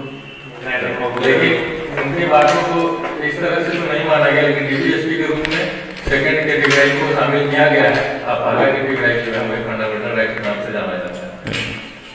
ठीक है, ये हो गया किताबी एक्सप्लेनेशन आपके साथ। रियलिटी देखो क्या पुलिस स्टेट का कॉन्सेप्ट इवॉल्व होता है अभी ना, या स्टेट का कॉन्सेप्ट जाओगे कि राज्य की भूमि ये कब से शुरुआत हुई, ठीक है, इमर्जेंस ऑफ स्टेट का जब कॉन्सेप्ट पे आप जाओगे तो उसमें बहुत सारे लोग हैं, लेकिन सोशल कॉन्ट्रैक्ट थ्योरी एक आता है थॉमस हॉब्स का, तो उन लोग चर्चा करते हैं कि हम लोग कॉन्ट्रैक्ट नहीं है, लेकिन यहाँ चर्चा हो रहा है स्टेट के बारे में और फंडामेंटल राइट्स क्यों दिया गया उसके बारे में। ठीक है, वो अगेन प्रोमिसेस जो है प्री इंडिपेंडेंस एरा में, लेकिन प्री इंडिपेंडेंस एरा में भी इसकी चर्चा क्यों हुई? हम सवाल इसलिए पूछ रहे हैं कि कॉन्स्टिट्यूशन में शामिल नहीं किया गया, वो बात नहीं, बात है कि क्यों दिया गया। ठीक है, कॉन्स्टिट्यूशन में तो ये थी कि हम प्रॉमिस किए हैं उसको during the time of independence से हम आपको बहुत सारा अधिकार देंगे, आपको आज़ादी के बाद ऐसा रहेगा, लेकिन वो पॉसिबल होने को वो तो चर्चा है कि संविधान में नहीं शामिल किया। आपको फंडामेंटल राइट्स क्यों चाहिए? राज्य से आप मांग रहे हैं, राज्य का अगर आप विकास भी चाहते हैं तो उसका व्यक्ति को भी उसका मतलब कि राज्य के नागरिक का भी विकास होना है। कोई भी व्यक्ति का विकास तभी होगा जब उसको कुछ अधिकार मिलेंगे। बस इसीलिए यहाँ पे आप देखना यही बात है कि जब राज्य का एक नेचर होता है, ठीक है, पुलिस स्टेट उस स्टेट को कहते हैं जहाँ राष्ट्रपति की व्यवस्था होती है, जहाँ पे कंट्रोल ज़्यादा होता है, तो राज्य कभी भी अधिकार देना नहीं चाहता। ठीक है, राज्य की ये हमेशा कोशिश रहती है कि ज़्यादा से ज़्यादा अधिकार हम अपने पास रखें, लोकतंत्र हो चाहे कि फिर ये हो राजतंत्र। अगर ज़्यादा अधिकार दे दोगे, ठीक है, तो कल होकर देखो ये टसल है एक दूसरों के बीच में। जनता है जो कहती है हमको ज़्यादा से ज़्यादा अधिकार चाहिए, राज्य है जो कहता है हम ज़्यादा से ज़्यादा आपको नहीं देंगे। इन दोनों के बीच में टकराव की स्थिति है। ठीक है, अब ये है नहीं, सपोज दैट ना कि ये राज्य है, ठीक है, अब ये राज्य को तुम इतना बड़ा बना दोगे, ड्रैकोनियन बना दोगे, ज़्यादा अधिकार हम अपने पास रखेंगे, तो जनता का भला क्या होगा? ये तो कल होगी जनता को भूल जाएगी। जनता वहाँ पर फिर अगेन वही वाला राज्य पासु राज्य हिंदी बहुत लोग बोलते हैं, ठीक है, तो उस तरह का राज्य हो जाएगा। ठीक है, आर्किटेक्ट को हम लोग बोलते हैं कि ऑटोक्रेटिक स्टेट। अब अगर आप ये जनता है, इस जनता को आप अभी ज़्यादा अधिकार दे दीजिएगा तो ये राज्य को भी नहीं मानेगा। ना आप उसको ज़्यादा दे सकते हैं, ना आप इसको ज़्यादा दे सकते हैं। तो इन दोनों के बीच का यह रास्ता अपनाया गया कि जनता को उतना ही अधिकार देना चाहिए जिसमें बोला कि उसका व्यक्तिगत विकास हो सके और एक लाइफ जो होती है डिग्निटी, ठीक है, डिग्निफाइड लाइफ जो है वो व्यतीत कर सके। ठीक है, तो इन दोनों के बीच का संदर्भ, जनता कब शांत रहेगी उसको बेसिक चीज दे दो, वो चुपचाप रहेगी, अपना काम करे करना चाहिए, और राज्य भी जो है कुछ लिमिटेड अधिकार उसको दे दे। तो राज्य और जनता के बीच का जो टकराव होता है, उस टकराव की स्थिति से बचने के लिए बीच का एक रास्ता अपनाया गया है। उसी रास्ते पे आप देखिएगा कि मूल अधिकार आता है। ठीक है, अब ये कहिए कि अधिकार किसको कहते हैं? तो अधिकार होता क्या है? What is right? तो उस पर जाओगे तो लंबा बहस है, बस इतना जान लो कि जनता जो है वो क्लेम करती है स्टेट से, क्लेम, ठीक, फिर उस क्लेम को अगर राज्य मान लेता है तो आपका अधिकार नहीं। अब वो मूल अधिकार है कि विधिक अधिकार है वो अलग चर्चा का विषय है, लेकिन क्लेम को जैसे ही स्टेट रिकॉग्नाइज कर लेता है वो आपका अधिकार बन जाता है। बस इतना ही बेसिक है उससे कि अधिकार किसको कहते हैं, ज़्यादा नहीं। अब यहाँ पे आ जाओ कि डीपीएससी वाला जो क्लाउज जो बताया वो ठीक था, सबको यही पढ़ेंगे कि भाई प्री इंडिपेंडेंस एरा में नेहरू रिपोर्ट ये जब बनी थी तो उसमें भी बहुत सारा फंडामेंटल राइट्स दे दिया गया था।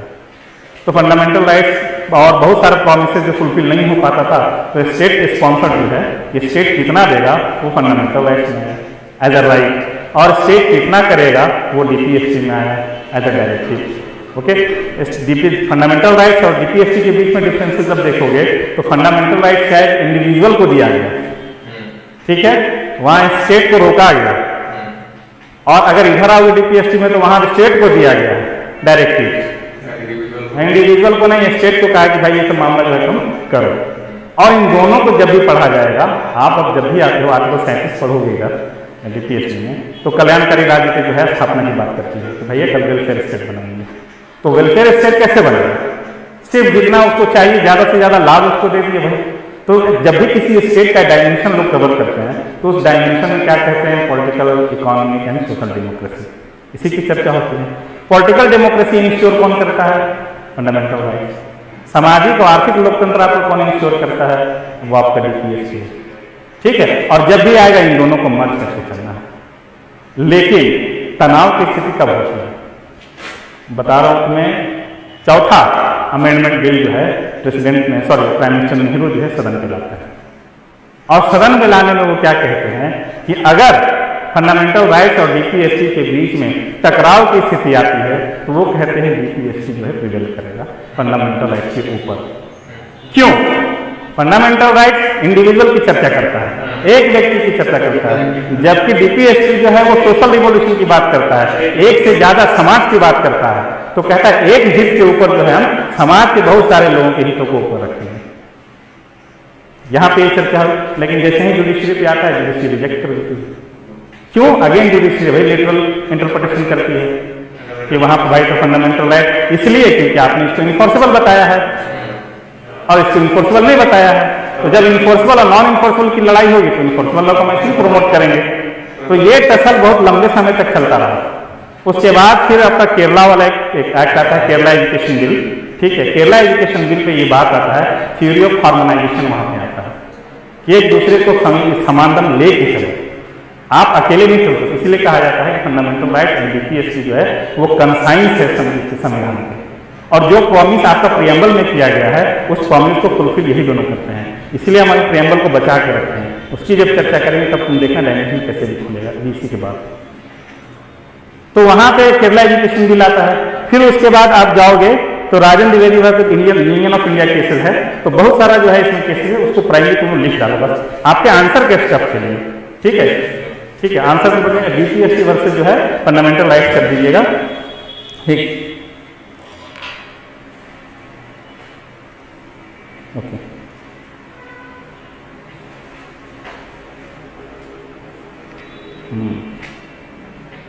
ठीक है, हाँ, पहला चंपकम दोराई राजम केस आता है। चंपकम दोराई राजम केस बहुत फेमस है, वो पढ़े दोराई राजम, दोराई राजम,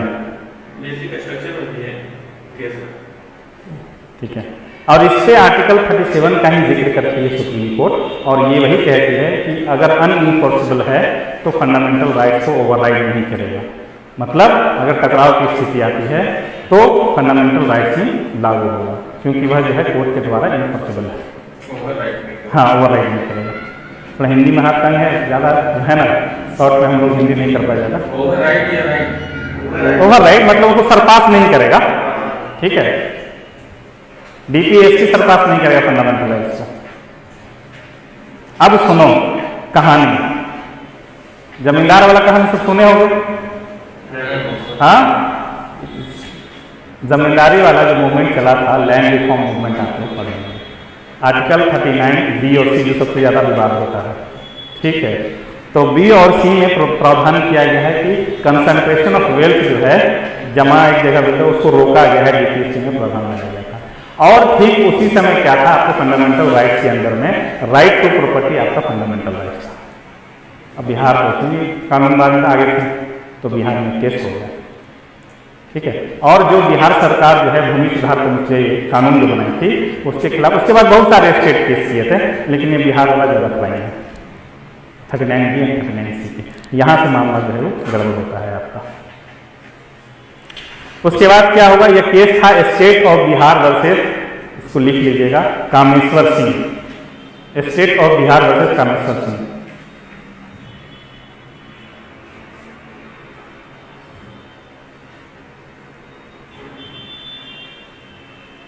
यहां पे एक बदलाव दिखता है, और यहीं पे आपका जो है देखिएगा कि 39 बी और सी आपके फंडामेंटल राइट से ऊपर प्रिवेल कर जाता है।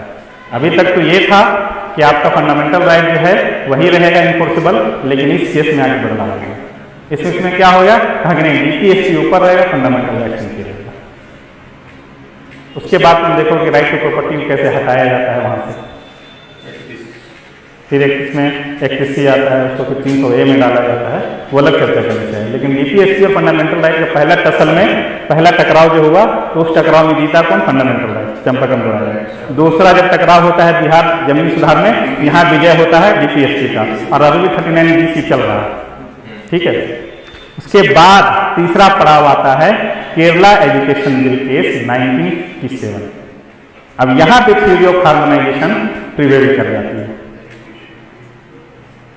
ये 39 ईयर्स में एग्जैक्ट क्या है? वो 39 डी का कंसंट्रेशन ऑफ वेल्थ जो था ना, कि धन का संचय जो है एक जगह पर नहीं होगा। हाँ, तो 39 BC basically concentration of wealth है, और किसी एक व्यक्ति के पास ज्यादा धन, उसको देख लेना धन संचय, क्योंकि एक आदमी के पास इतना जमीन है। भूमि सुधार के लिए यही बिल लाया गया था, कहा गया था कि एक आदमी के पास एक सर्टेन 5 एकड़ 1 एकड़ 6 एकड़ का है, उससे ज्यादा रजिस्ट्री नहीं है, तो वो एक अलग problem. Kerala education bill case इसको लिख लीजिए। टकराव की स्थिति में पहला जीत गया फंडामेंटल राइट, दूसरा जीता डीपीएससी, तीसरा केरला एजुकेशन बिल 1957 आता है। और यहाँ पे क्या होता है कि थ्योरी ऑफ हार्मोनाइजेशन लगता है, दोनों के आपसी समरसता की बात होती है। कहा जाता है कोर्ट, जब सुप्रीम कोर्ट इस पे देखता है, ठीक है, सॉरी कोर्ट, तो जुडिशरी जब देखती है केरला एजुकेशन बिल को, तो वो कहती है कि कहीं से भी फंडामेंटल राइट और डीपीएससी के बीच में टकराव नहीं है। ये ऊपर से लगता है कि टकराव है, रादर वो ये कहती है कि दोनों साथ चलेंगे। तो केरला एजुकेशन बिल जो है आपका तुम्हारा एक लैंडमार्क आता है, और ये कहा जाता है कि दोनों एक दूसरे के कॉम्प्लीमेंट्री हैं और सप्लीमेंट्री हैं। यहीं पे एक थ्योरी आता है कि फंडामेंटल राइट्स और डीपीएससी से टकराया नहीं, ये दोनों का क्या होगा, सहायक होगा। ओके, अगेन इसी केस में एक और कड़ी है जिसको तुम लोग बोलते हो, जो केस है आपका मिनर्वा मिल केस लिमिटेड 1980, ठीक है।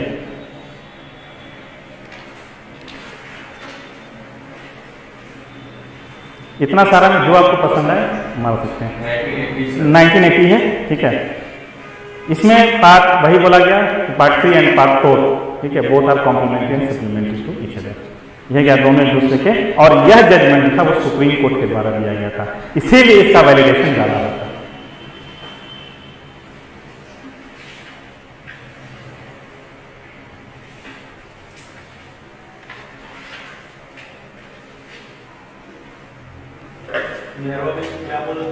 दोनों के सहायक हैं, दोनों कॉम्प्लीमेंट्री हैं। उससे ज़्यादा इंपॉर्टेंट आ जाता है सोशल सामाजिक जो आंदोलन होते हैं, सोशल रिवोल्यूशन। क्या होता है सामाजिक आंदोलन? सोशल रिवोल्यूशन की भी चर्चा होती है, तो बहुत सारा चर्चा होता है कि भाई ये सामाजिक आंदोलन है। लेकिन जब किसी भी विकासशील देश की बात कीजिएगा, ठीक है, तो समाज में सुधार की भी जो बात होती है, तो सुधार का डायमेंशन क्या होता है? एक होता है आपका एजुकेशन का एरिया, एक होता है वुमेन का एरिया, एक होता है बैकवर्ड सेक्शन का एरिया। यही 3 पे तो चर्चा होती है, और तीनों आपको मिल जाता है डीपीएससी में। वहाँ पे आप देखिएगा provision for the weaker section आपका ग्राउंड दिया गया है, महिला की चर्चा की गई है, एसटी एससी की चर्चा की गई है, फ्री एजुकेशन की उस पर चर्चा की गई है, और फिर इधर देखिएगा समान वेतन समान लग है, इक्वालिटी की चर्चा की गई है। तो यहाँ पे आपको मिल जाएगा इकोनॉमिक बेनिफिट का, आपका कंसंट्रेशन ऑफ वेल्थ आपका मिल जाता है। तो जब भी आप देखिएगा तो सोशल रिवोल्यूशन की चर्चा जो होती है वो 1983 में Rajan Dwivedi versus union of India एक केस होता है सुप्रीम कोर्ट में। ये केस 1983 में, और इसमें कहा जाता है कि दोनों फंडामेंटल राइट्स और डीपीएससी, इन दोनों का लक्ष्य ही है कि कल्याणकारी राज्य की स्थापना करना और सामाजिक आंदोलन करना। ये उस केस से चलता रहता है, ठीक है। अब यहाँ पे देखो, फंडामेंटल राइट्स और डीपीएससी के टसल को रिजॉल्व करने के लिए 8 अमेंडमेंट हो जाते हैं कॉन्स्टिट्यूशन में। और वो अमेंडमेंट कौन था?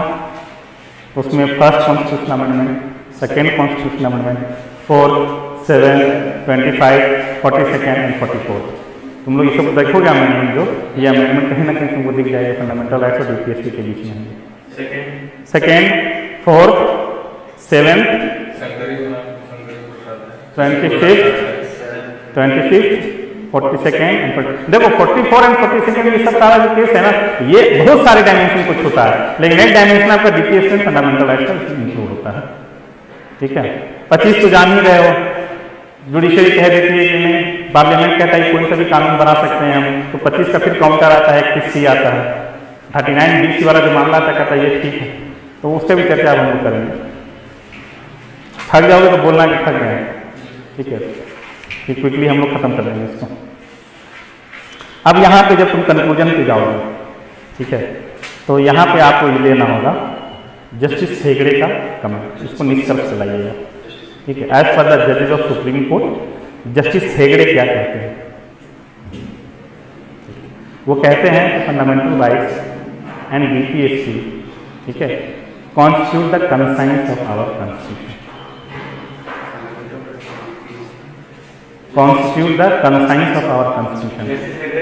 जस्टिस हेगड़े बोलते हैं कि फंडामेंटल राइट्स और डीपीएसपी जो है वो भारतीय संविधान के कंसाइंस हैं। कंसाइंस को तुम लोग क्या बोलोगे? प्रज्ञा। देख लेना कंसाइंस है उसमें क्या है, नहीं कंसाइंस होता है अंदर की प्रज्ञा एकदम जो भी उसको बोला जाता है। ठीक है, हाँ कंसाइंस को देख लीजिएगा। भारतीय ये बड़ा इंपॉर्टेंट ये कनोटेशन जाता है कि आप जानते हैं। अब यहाँ पे आ जाओ, जब तुम डीपीएसपी जब लिखोगे आंसर फंडामेंटल राइट्स में तो कुछ प्रावधान है जो टकराते हैं। ठीक है, कन्फ्रंट वो अलग क्लाउज डालना, ये तो कंक्लूजन से पहुंचा दिए हैं, लेकिन स्पेशल आंसर में और क्या जा सकता है? आपका आर्टिकल 44 बोलता है यूनिफॉर्म सिविल कोड, एक क्लाउज है यहाँ यूनिफॉर्म सिविल कोड। इसका टकराव होता है आपका protection of cultural rights to minority. Fundamental rights कहता है कि माइनॉरिटीज को अपना कल्चर और उसका जो भी है मतलब प्रोटेक्ट करने के संरक्षण करने का अधिकार देता है, और उधर आप आके बोलते हैं कि नहीं एक बनेगा यूनिफॉर्म सिविल कोड बनेगा। सिविल में सब आ जाता है, कल्चर मैरिज सारा कुछ हो जाता है। तो डीपीएसपी और इन दोनों के बीच में तक किसी से भी हो, ट्राइबल तुम्हारा कोड अलग हो जाता है, हिंदू अलग हो जाता है, पारसी अलग हो जाता है, माइनॉरिटी मुस्लिम का अलग, सबका अलग हो जाएगा, आप यूनिफॉर्म लगेगा। तो एक दोनों के बीच में विरोधाभास दिखता है। एक दूसरा फंडामेंटल राइट्स आप यहाँ कहते हैं इक्वालिटी, ठीक है, और 39BC को जो है आप यहाँ पर प्रिवेल करवाते हैं। 39BC में है कि आपके पास है, आपसे हम छीनेंगे। और फंडामेंटल राइट्स में आप देख लीजिएगा वहाँ पे इक्वालिटी की चर्चा कर रहा है। नहीं, ये मार्क्स के गलत, डेमोक्रेसी कभी इसको अलाउ नहीं करता है। ये रिवॉल्यूशन में तुम कर सकते हो। हम तो कह रहे हैं कि टकरा कहाँ रहा है। आप एक जगह इक्वालिटी की चर्चा करें, सॉरी कंसंट्रेशन ऑफ वेल्थ नहीं, गलत हो गया, इक्वालिटी की चर्चा करें और उधर जो महिला और बच्चों के स्पेशल प्रोटेक्शन की बात कर रहे हैं। रिजर्वेशन का क्लाउज कहाँ से आता है? अब वो आता है डीपीएसपी से ना, और इधर आप इक्वालिटी की बात कर रहे हैं, और उसके बाद अमेंडमेंट किया जाता है, वो अलग चीज है। आदर्शात्मक रूप से तो यही होना चाहिए कि चलो तो वीकर उसको प्रमोट करो, लेकिन हम प्रोविजन की चर्चा कर रहे हैं कहाँ कहाँ टकरा रहा है। हाँ, कॉन्ट्राडिक्शन हो गया। 14 में आप समानता की बात करते हैं, लेकिन वहाँ पे वुमेन और बच्चों के लिए स्पेशल प्रोविजन करने के लिए आप बात करते हैं।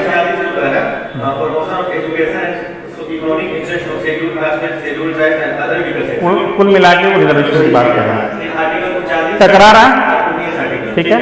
और कॉम्प्लीमेंट्री में बहुत सारा टकराव वाला थोड़ा कम चर्चा होता है, इसीलिए 2-3 जो है आप संपत्ति अधिकार नहीं था, वो गलती से स्लिप ऑफ है, वो जाएगा आपका। हाँ, इक्वालिटी नहीं, अभी जो 39BC बोले ना वो नहीं, ये वाला मामला था कि इक्वालिटी से टकरा रहा है रिजर्वेशन।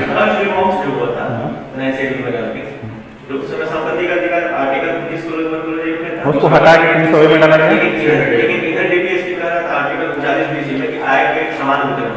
लेकिन वो उस समय की बात है, अभी के एरा में बताओ, अभी के जो एरा है ना उसको चर्चा करो। जानबूझ के नहीं टकराना है, कोई सा क्लॉज बना देना है, ठीक है, यहाँ हमको देना है देना। अरे 2 ही पॉइंट दो ना, तुमको 1 नंबर बढ़ जाएगा और से अलग। अरे हमको तो number how to maximise my number, हम कैसे कोशिश करें? तो अलग अलग जोन जो खुलता है वो। अब दोनों के बीच के टकराव था, और फिर टकराव को जो है कैसे कॉम्प्लीमेंट्री कंसिडर किया, 3-4 केस होती ले दो, ठीक है। वो बेसिक स्ट्रक्चर ग्राउंड अलग चर्चा है तुम्हारा। यहाँ पे सब मामला खत्म हो गया। फंडामेंटल राइट डीपीएससी में जो वर्सेस जो था वो कॉम्प्लीमेंट्री सप्लीमेंट्री क्लियर हो गया, कुछ बचा तो नहीं। बाकी सब आपको बेसिक उधर जो आता है वो तो आपको कर लीजिएगा कि 13 से कितना है। अब यहाँ पे आता है प्रिंसिपल ऑफ रेस जुडिकाटा। ये प्रिंसिपल क्या है? Res judicata. उसके बाद रेस सब रेस जुडिकाटा। अरे ये आर्टिकल पढ़ोगे जो आप 32 कॉन्स्टिट्यूशनल रेमेडीज पढ़ते हो ना 32 में फंडामेंटल, तो उसी पे है रिट जारी करने वाला कि किस रिट को जो है कोर्ट जो है इंटरटेन नहीं करेगी, तो उसी के लिए बताया गया है प्रिंसिपल, जिसको हम बोलते हैं रेस जुडिकाटा। ये दूसरा टॉपिक है। इस टॉपिक को डालो आर्टिकल 32। 20 नंबर के क्वेश्चन में तुम्हारा जो है 32 पूछ सकता है, चारों अपना आप मेंशन कीजिए रिट का, या तो फिर आपका राइट टू फ्रीडम जो पूछ सकता है, सेंटर स्टेट रिलेशन पूछ सकता है, इतनी संभावना है, और या फिर आपका इमरजेंसी पूछ सकता है, वो तो आप लोग लिख दीजिएगा। हम सिर्फ वो एंगल बता रहे हैं जो आपके लिए हो सकता है आप लोग पहले भी पढ़े हों, लेकिन जो इंपॉर्टेंट है वो हमारे हिसाब से मैं बता दे रहा हूँ, ठीक है। आर्टिकल 32 और आर्टिकल 226 के अंतर पे हमें क्या दिया गया है? Right to constitutional remedies. ये प्रावधान है मेरे पास। आपका फंडामेंटल राइट वायलेशन होता है तो आप 32 के अंदर सुप्रीम कोर्ट जाइए। Fundamental rights plus other rights violate होता है तो 226 के अंदर आप हाई कोर्ट जाइए। लेकिन वहीं पर एक प्रिंसिपल आता है जिसका हम लोग बोलते हैं रेस जुडिकाटा। जब आंसर लिखोगे ना चलो, उसके नीचे एक क्लॉज लिखना, प्रिंसिपल ऑफ रेस जुडिकाटा। ये तुम्हारा दिमाग बढ़ाने के लिए। ये क्या है रेस जुडिकाटा? जिसको हम लोग बोलते हैं निर्णय न्यायोचित। हिंदी में रेस जुडिकाटा का हिंदी होता है निर्णय न्यायोचित। हिंदी में लिखो इसको,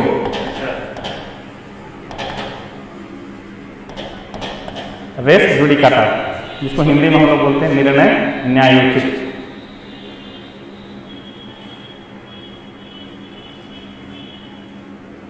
इसमें क्या हुआ था कि अगर आप कोई केस है, जैसे ये और ये पार्टी है, ठीक है, दोनों, इस केस को आप 32 के अंदर में सुप्रीम कोर्ट पे डील करवा चुके हैं, वहाँ जजमेंट आ गया, ठीक है। अब आप चाहते हैं कि हम इसको जो है 226 के अंदर पे डील करवाएं, या आप 226 के अंदर में डील करने आप चाहते हैं 32 के अंदर में डील करें, तो ये आपका जो है ट्रीटमेंट नहीं होगा, कोर्ट मना कर है।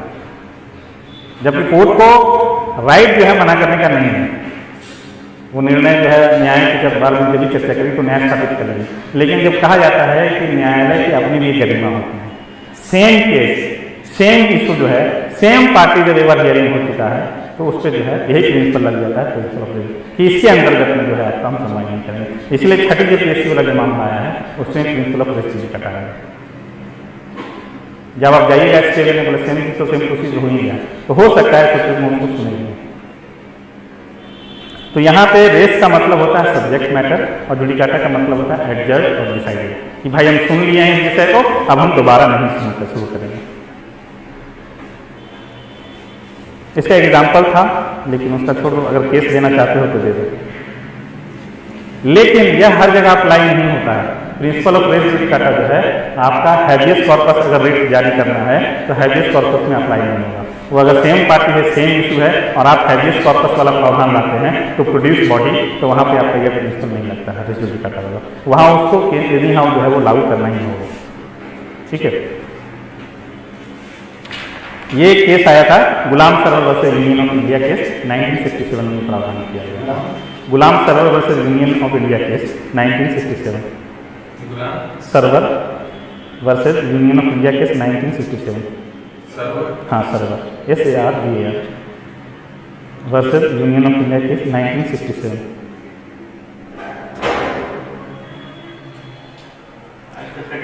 हाँ, और अगर आप जाइएगा 226 के अंदर पे कोई क्लाउज लेके, सर मेरा केस है आप सुन लीजिए, ठीक है, और उस केस को जो है ये सॉरी हाईकोर्ट जो है वो सुनना नहीं पसंद करती है कि हम नहीं सुनेंगे, ठीक है, तो तब जो है ये ग्राउंड बनता है, ठीक है, तब जो ग्राउंड जो बनता है आपका कि सुना जाएगा। तो रेस जुडिकाटा का एक्सेप्शन क्लाउज क्या है? पहला हैबियस कॉर्पस में ये लागू नहीं होता है। दूसरा कि आप सेम केस एंटरटेन हो गया है लेकिन वो रिट जारी नहीं किया है, रिट में रिफ्यूज कर दिया गया है कोर्ट, तो फिर रिट जारी करने के लिए अगर 32 में आता है सुप्रीम कोर्ट में तो वो रिफ्यूज नहीं करेगा, वो रिट जारी करेगा। तो मात्र इसका दो है आपका कॉन्स्टिट्यूशनल रेमेडी, यहाँ जब लिखिएगा ना चारों या पांचों जो है उसमें इस प्रिंसिपल को जरूर डालिएगा, एकदम लास्ट हेडिंग बना के इसको जरूर डालना, क्योंकि तुम्हारा आंसर इनहांस हो जाएगा। हाँ देख इतना याद रहेगा तो बहुत बढ़िया, इसलिए ज़्यादा नहीं है तो बहुत सारा केस, लेकिन ज़्यादा नहीं दे रहे हैं। अच्छा, उसके बाद आप लोग पढ़े होंगे जुडिशियल रिव्यू का कॉन्सेप्ट, यहीं पे हम आ रहे हैं, procedure established by law and due process of law. देखो एक केस हुआ था यूएस मेडिसन वर्सेस बेरुवारी, मरवरी केस बेरुवारी, उसमें क्या हुआ था कि कॉन्सेप्ट ऑफ जुडिशियल रिव्यू वहीं से इवॉल्व होता है। अब इंडिया में कहा जाता है कि इंडिया में जुडिशियल न्यायिक पुनरावलोकन का प्रावधान किसमें किसमें है, तो कौन कौन सा गिनाता है? आर्टिकल 13 गिनवाया जाता है, 1 है 2 है, उसके बाद आपका 32 गिनवाया जाता है, 226 गिनवाया जाता है, एक और क्लाउज है वो है आर्टिकल 140 है या 142 है, देख लीजिएगा 140 142, उसमें ये प्रोविजन है, मैं भूल रहा हूँ 140 या 142, लेकिन दोनों को लिख लीजिए। उसमें प्रावधान यह है कि for the sake of complete justice supreme या जुडिशरी कैन डू एनीथिंग। एकदम बड़ा हाथ दे दिया गया न्यायालय को कि संपूर्ण न्याय के लिए न्यायालय कुछ भी कर सकता है। ये सबसे बड़ा ग्राउंड है आपका न्याय पुनरावलोकन के लिए। यहाँ पे जुडिशरी जो है उसका हाथ मजबूत हो जाता है। ये भी नहीं आप क्लास लगा सकते हो कि यहीं रुकना वरना हमको न्याय करना है। अब जहाँ वो 142-40 यूज किया उसके बाद आप कुछ भी लगा देंगे, वो घुसेगा नहीं घुसेगा जुडिशरी। यहाँ पे थोड़ा सा अपर है होता है। चलो आर्टिकल 13 में क्या क्या प्रावधान है जी? आर्टिकल 13 के अंदर में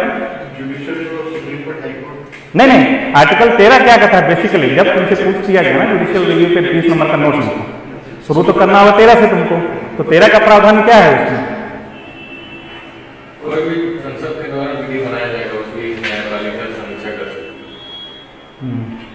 खैर ठीक है, वो तो all law enforce before the commencement of this constitution, संविधान आने से पहले 50 में लागू हुआ है, 47-48 से तो कानून बना था, ठीक है, उसके आने से पहले कोई भी कानून अगर कमेंसमेंट जैसे हो गया संविधान फंडामेंटल राइट से टकराती है तब उस समय क्या स्थिति बनेगा? तो वैसा राइट, वैसा कानून जो फंडामेंटल राइट से टकराती है उसको निरस्त किया जाएगा, या फिर उसका कुछ भाग अगर टकराता है तो उस भाग को निरस्त किया जाएगा। अनुच्छेद 13(1). 13(2) क्या कहता है? हाँ, 13 क्या कहता है? 13(2) कि राज्य जो है वो कोई भी ऐसा कानून नहीं बनाएगा जो आपके फंडामेंटल राइट्स को इनक्रोच करे, ठीक है, आपसे छीन ले। और अगर ऐसा कोई लॉ बनाया जाता है तो वो लॉ जो है वो निरस्त कर दिया जाएगा, या उसका वह भाग जो आपके इससे टकराती है उसको निरस्त किया जाएगा। पूरी तरह से न्यायपालिका विधायिका को रोक दिया जाएगा, और यही विधायिका और न्यायपालिका के बीच में टकराव की स्थिति देखोगे ना। हाँ, पहला वाला तो संविधान लागू होने से पहले वाला है, दूसरा है कोई विधायिका, आइदर स्टेट लेजिस्लेटिव असेंबली और पार्लियामेंट, ठीक है, पार्लियामेंट ऑफ इंडिया अगर कोई भी कानून बनाती है जो आपको फंडामेंटल राइट का हनन करती है, मूल अधिकार का, तो उस कानून को निरस्त कर दिया जाएगा, या वह भाग जो आपके मूल अधिकार का हनन करती है उस भाग को जो है वहां पे निरस्त कर दिया जाएगा। यहीं से आपका जुडिशियल रिव्यू का कॉन्सेप्ट न्यायिक पुनरावलोकन का शुरू होता है। देखो यूएस और यहाँ पे क्या फर्क होता है? ड्यू प्रोसेस ऑफ लॉ जब भी चर्चा करता है तो यूएस में कॉन्सेप्ट है ड्यू प्रोसेस ऑफ लॉ, वो स्पिरिट आत्मा की बात करता है। अब यहाँ पे जैसे सपोज है कानून बन गया, ठीक है, और कानून इस तरह से बन गया कि महिला सुरक्षा हमको प्रोवाइड करना है कानून, इसके अंतर्गत में वो क्लाउज लगाया गया कि इसको माना जाएगा कि इसमें असुरक्षा है, डोमेस्टिक वायलेंस माना जाएगा, जो भी इसका क्लाउज है वो क्लाउज आपका मेंशन कर दिया। एक क्लाउज छोड़ दिया लिविंग रिलेशनशिप वाला, एकदम उसको प्रैक्टिकल होकर समझ।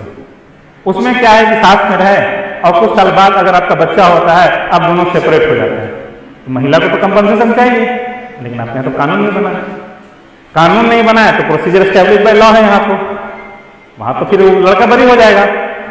लेकिन जहां ड्यू प्रोसेस ऑफ लॉ आता है वो उसकी आत्मा की बात करता है कि नहीं, ये कानून तो बोलता है कि महिला सुरक्षा है, हमको प्रदान करना है, और महिला सुरक्षा में 2 भी डायमेंशन आएगा, हम करेंगे क्यों? क्योंकि आत्मा कानून कह जाए कि महिला को हमको सुरक्षा देना है, और यहाँ वाला कहता है कि नहीं, आप तो प्रोसीजर ही सब बना है उसके हिसाब से देंगे।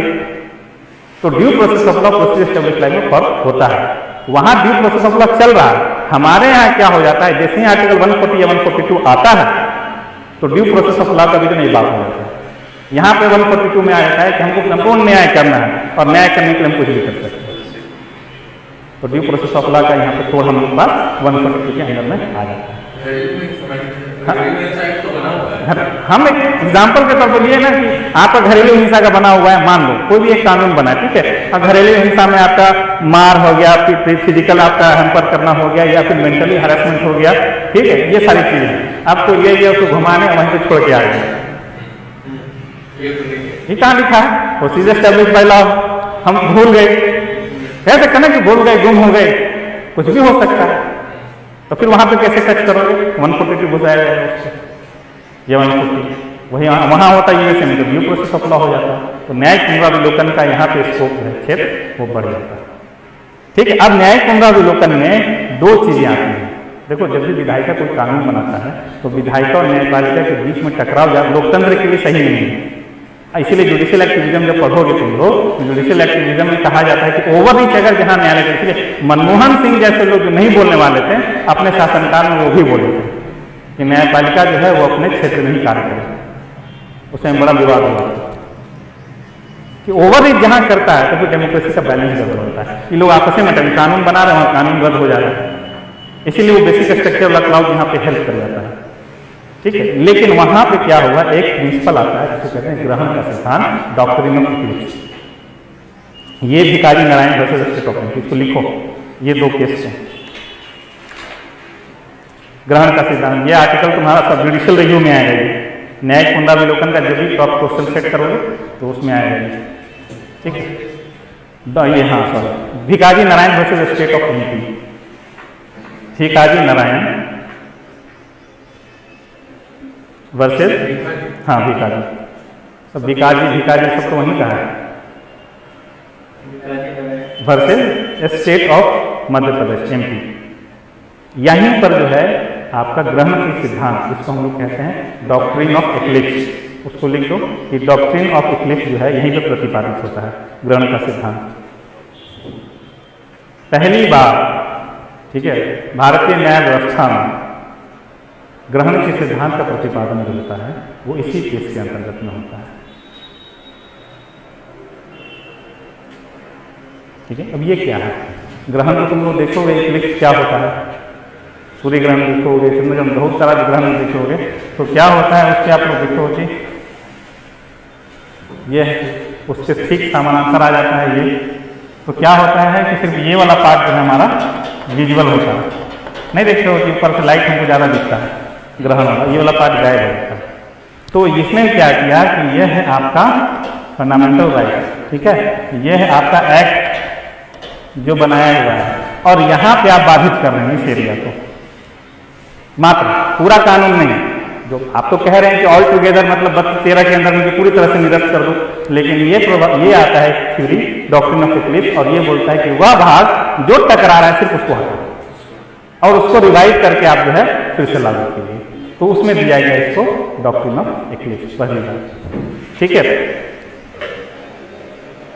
लेकिन एक बात और बता दे रहा हूं, यह एकदम इसको प्रिसाइसली समझना, यह प्रावधान इस केस में सिर्फ उस कानून के लिए किया गया था जो संविधान लागू होने से पहले बना था, ठीक है, लेकिन इसका ही बदलाव होता है, ठीक है। 67 में इस केस में, भिकाजी वाले केस में, सिर्फ उस कानून के लिए था जो संविधान लागू होने से पहले बना था। उसके बाद 1974 में केस होता है, और यह प्रावधान जो है, ठीक है, जिसको हम लोग श्री अंबिका मिल केस आता है 1974 में, एक श्री अंबिका मिल केस आता है, ठीक है, Ambika mill case. Ambika mill case में क्या होता है कि कह दिया था 1974 में कि pre constitutional as well as post constitution, संविधान लागू होने से पहले और संविधान लागू होने के बाद कोई भी आप कानून बनाता है राज्य सरकार और केंद्र सरकार, तो डॉक्ट्रिन ऑफ एक्लिप्स जो है ग्रहण का सिद्धांत लागू होगा।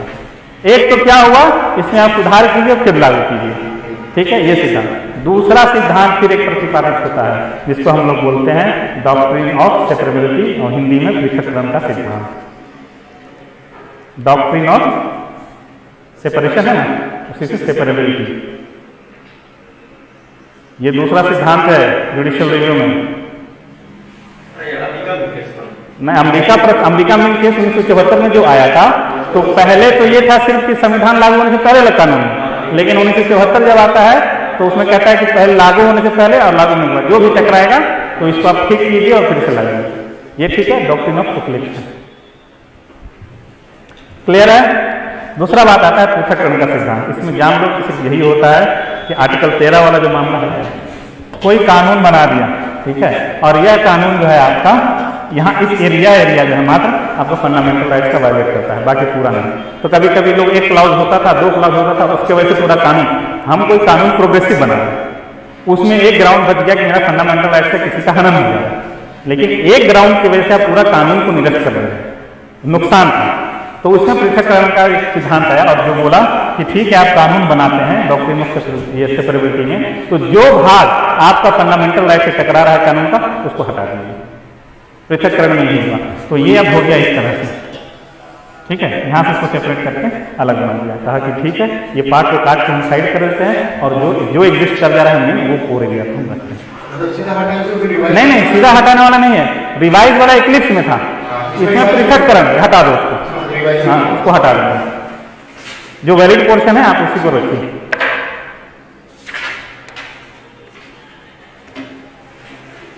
बोर नहीं ना हो रहे, हाँ, नहीं तो पहले से पढ़े हुए लड़के लोग लगता है सर से लोग पढ़े हुए, लेकिन ये है कि थोड़ा सा स्टफ आप लोग को एक्स्ट्रा मिल जाएगा। हाँ, अब आ जाएगा डीपीएससी के बीच में, और ये देखो उसमें क्वेश्चन जो है तुम्हारा बिहार वाला मैं देख रहा था प्रीवियस में, तो जो सोशलिस्ट डेमोक्रेटिक वो सेकुलर वो ज़्यादा प्रिंसिपल जो है उस पर डायरेक्ट 40 नंबर का क्वेश्चन है, उसको तो करके जाना।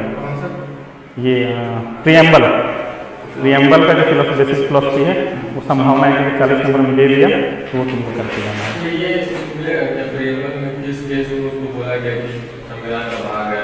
हाँ हो सकता है कि हाँ है, बता रहा हूँ अभी सारा इसका मेरे पास बंच है, ठीक है। तो उसमें ना अगर आप संप्रभुता वाली चर्चा करते हैं, सपोज है संप्रभुता ही एक ऐसा प्रिंसिपल है जिससे ज़्यादा आपका समझ आएगा। बाकी रिपब्लिक आप जानते ही हैं, ठीक है, गणतंत्र जिसको बोलते हैं, समाजवाद और ये इस दो के बारे में आप लोगों ने पढ़ा होगा, ठीक है। थोड़ा सा बेसिक उस पर जो है वो देख लेना है और कुछ नहीं। अब उस पर देखो संप्रभुता की जब चर्चा होती है ना तो लोग यहाँ जनरली पढ़ते हैं इंटरनल एक्सटर्नल और खत्म। हम आज लगाते हैं इंटरनल एक्सटर्नल एंड पॉपुलर। जब आप लिखिएगा आंसर 40 मार्क्स में तो आपके सबसे ज़्यादा पोर्शन कवर करेगा नहीं सॉवरेंटी आएगा, संप्रभुता, और संप्रभुता के साथ साथ आपका जो है सोशलिज्म। सोशलिज्म तो आप लोग सब बढ़िया से जानते होंगे सोशलिज्म कम्युनिज्म क्या, लेकिन फिर भी एक ब्रीफ जो है थोड़ा सा बता दो उसमें। अब लगता है मेरे हिसाब से क्या होता है, देखो संप्रभुता वर्ड जो है ना जो लैटिन वर्ड सुपरनेस से बना था, सुपरानेस, ठीक है।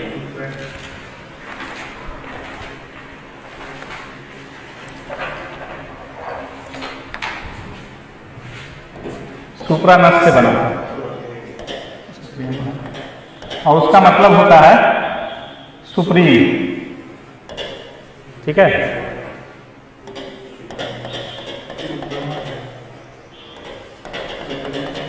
लैटिन वर्ड है, बेसिक नहीं जाना है, बेसिक आप लोग सब जानते हैं, इंटरनल एक्सटर्नल से जानते हैं। उसमें से इसका मतलब होता है सुप्रीम। इसी पे एक टर्म आ जाता है कि इंडियन भारतीय संप्रभुता जो है क्या कॉम्प्रोमाइज संप्रभुता है, तो इस पे दो भेद हो जाते हैं, बताएंगे इसके भी चर्चा करेंगे। थोड़ा सा समय लगेगा लेकिन इस तरह का जब हो जाएगा तो मान लीजिए आंसर के लिए बड़ा प्रोडक्टिव हो जाएगा सारा कुछ, और वो बोर हो रहे हो बोला हम स्टॉप कर देते हैं, ठीक है। पब्लिक एडमिनिस्ट्रेशन के लिए ना मुझे ये बताया नहीं, तो ब्यूरोक्रेसी का मुझे सिर्फ एक दिन दे देता है तो हम सारा ब्यूरोक्रेसी और आपका ये गुड गवर्नेंस वो सारा खत्म कर देते हैं। गुड गवर्नेंस की चर्चा में कर लेंगे, मजा आएगा, टेंशन नहीं, ठीक है। यह लैटिन वर्ड है, 3 आप लोग जानते हैं, 2 जानते हैं कि internally I am supreme and externally I am supreme. ये आप लोग सब जानते हैं कि किसी भी राज्य को संप्रभु तब समझा जाता है कि वह जब आंतरिक निर्णय लेने के लिए स्वतंत्र हो, किसी भी बाह्य का जो है उस पर ये नहीं है, दबाव नहीं। दूसरा, अंतर्राष्ट्रीय स्तर पे जो है वो तभी माना जाता है ये सॉवरेन जब अंतर्राष्ट्रीय निर्णय लेने के लिए वो जो है वो सक्षम है। किसने दिया था ये सिद्धांत आंतरिक और बाहर का? सॉवरेंटी अगर हम शुरू करें तो पॉलिटिकल साइंस में सब्जेक्ट भी रहा 2-3 क्लास लगा, लेकिन सिर्फ इसका नाम बता रहे हैं। इंटरनल वाला जो है आंतरिक वाला जेन बोडिन, ठीक है, जेन बोडिन है इसका नाम, ये फिलोसफर का, ठीक है। इसने आंतरिक संप्रभुता की चर्चा की थी, हाँ जेन बॉडी, ठीक है। अब एक्सटर्नल वाला कौन किया था चर्चा? उसका नाम है ह्यूगो ग्रेशियस। नहीं वो दिया ना आपका, नहीं जब आप पढ़िएगा पब्लिक एडमिनिस्ट्रेशन तो कौटिल्य का योगदान का डेवलपमेंट एडमिनिस्ट्रेशन में यूएल गोस्वामी का योगदान का कर सकते हैं। हाँ पॉलिटिकल साइंस का सिद्धांत देखो, और अगर सबसे पहला बुक माना जाता है तो कौटिल्य का अर्थशास्त्र ही माना जाता है। पहले सब्जेक्ट पॉलिटिकल साइंस नहीं होता, पहले होता था अर्थशास्त्र, इकोनॉमिक्स, और वही इकोनॉमी को बैलेंस करने के लिए सब निकलता गया, ठीक है, बनता गया। और हिस्ट्री जो है ना क्या है, history is the past politics. आज जो हो रहा है राजनीति, आज 20 साल बाद जो है पढ़ेगा आधुनिक इतिहास में, पोस्ट इंडिपेंडेंस एरा में, ठीक है। तो history is the past politics, उसको जो राजनीति चल रहा है ये खैर। तो ह्यूगो ग्रेशियस जो है वो एक्सटर्नल सॉवरेंटी की बात करते हैं, ठीक है, बाह्य रूप से। यहीं पे क्लॉज आता है कि जब आप कॉमनवेल्थ सदस्य समूह देश समूह के, ठीक है, राष्ट्रमंडल देश समूह के जब मेंबर बनते हैं और आप क्वीन विक्टोरिया को अपना हेड ये कर लेते हैं, एक्सेप्ट कर लेते हैं, तो आपकी यहाँ पे संप्रभुता कॉम्प्रोमाइज हो जाती है, लेकिन ये सही नहीं है।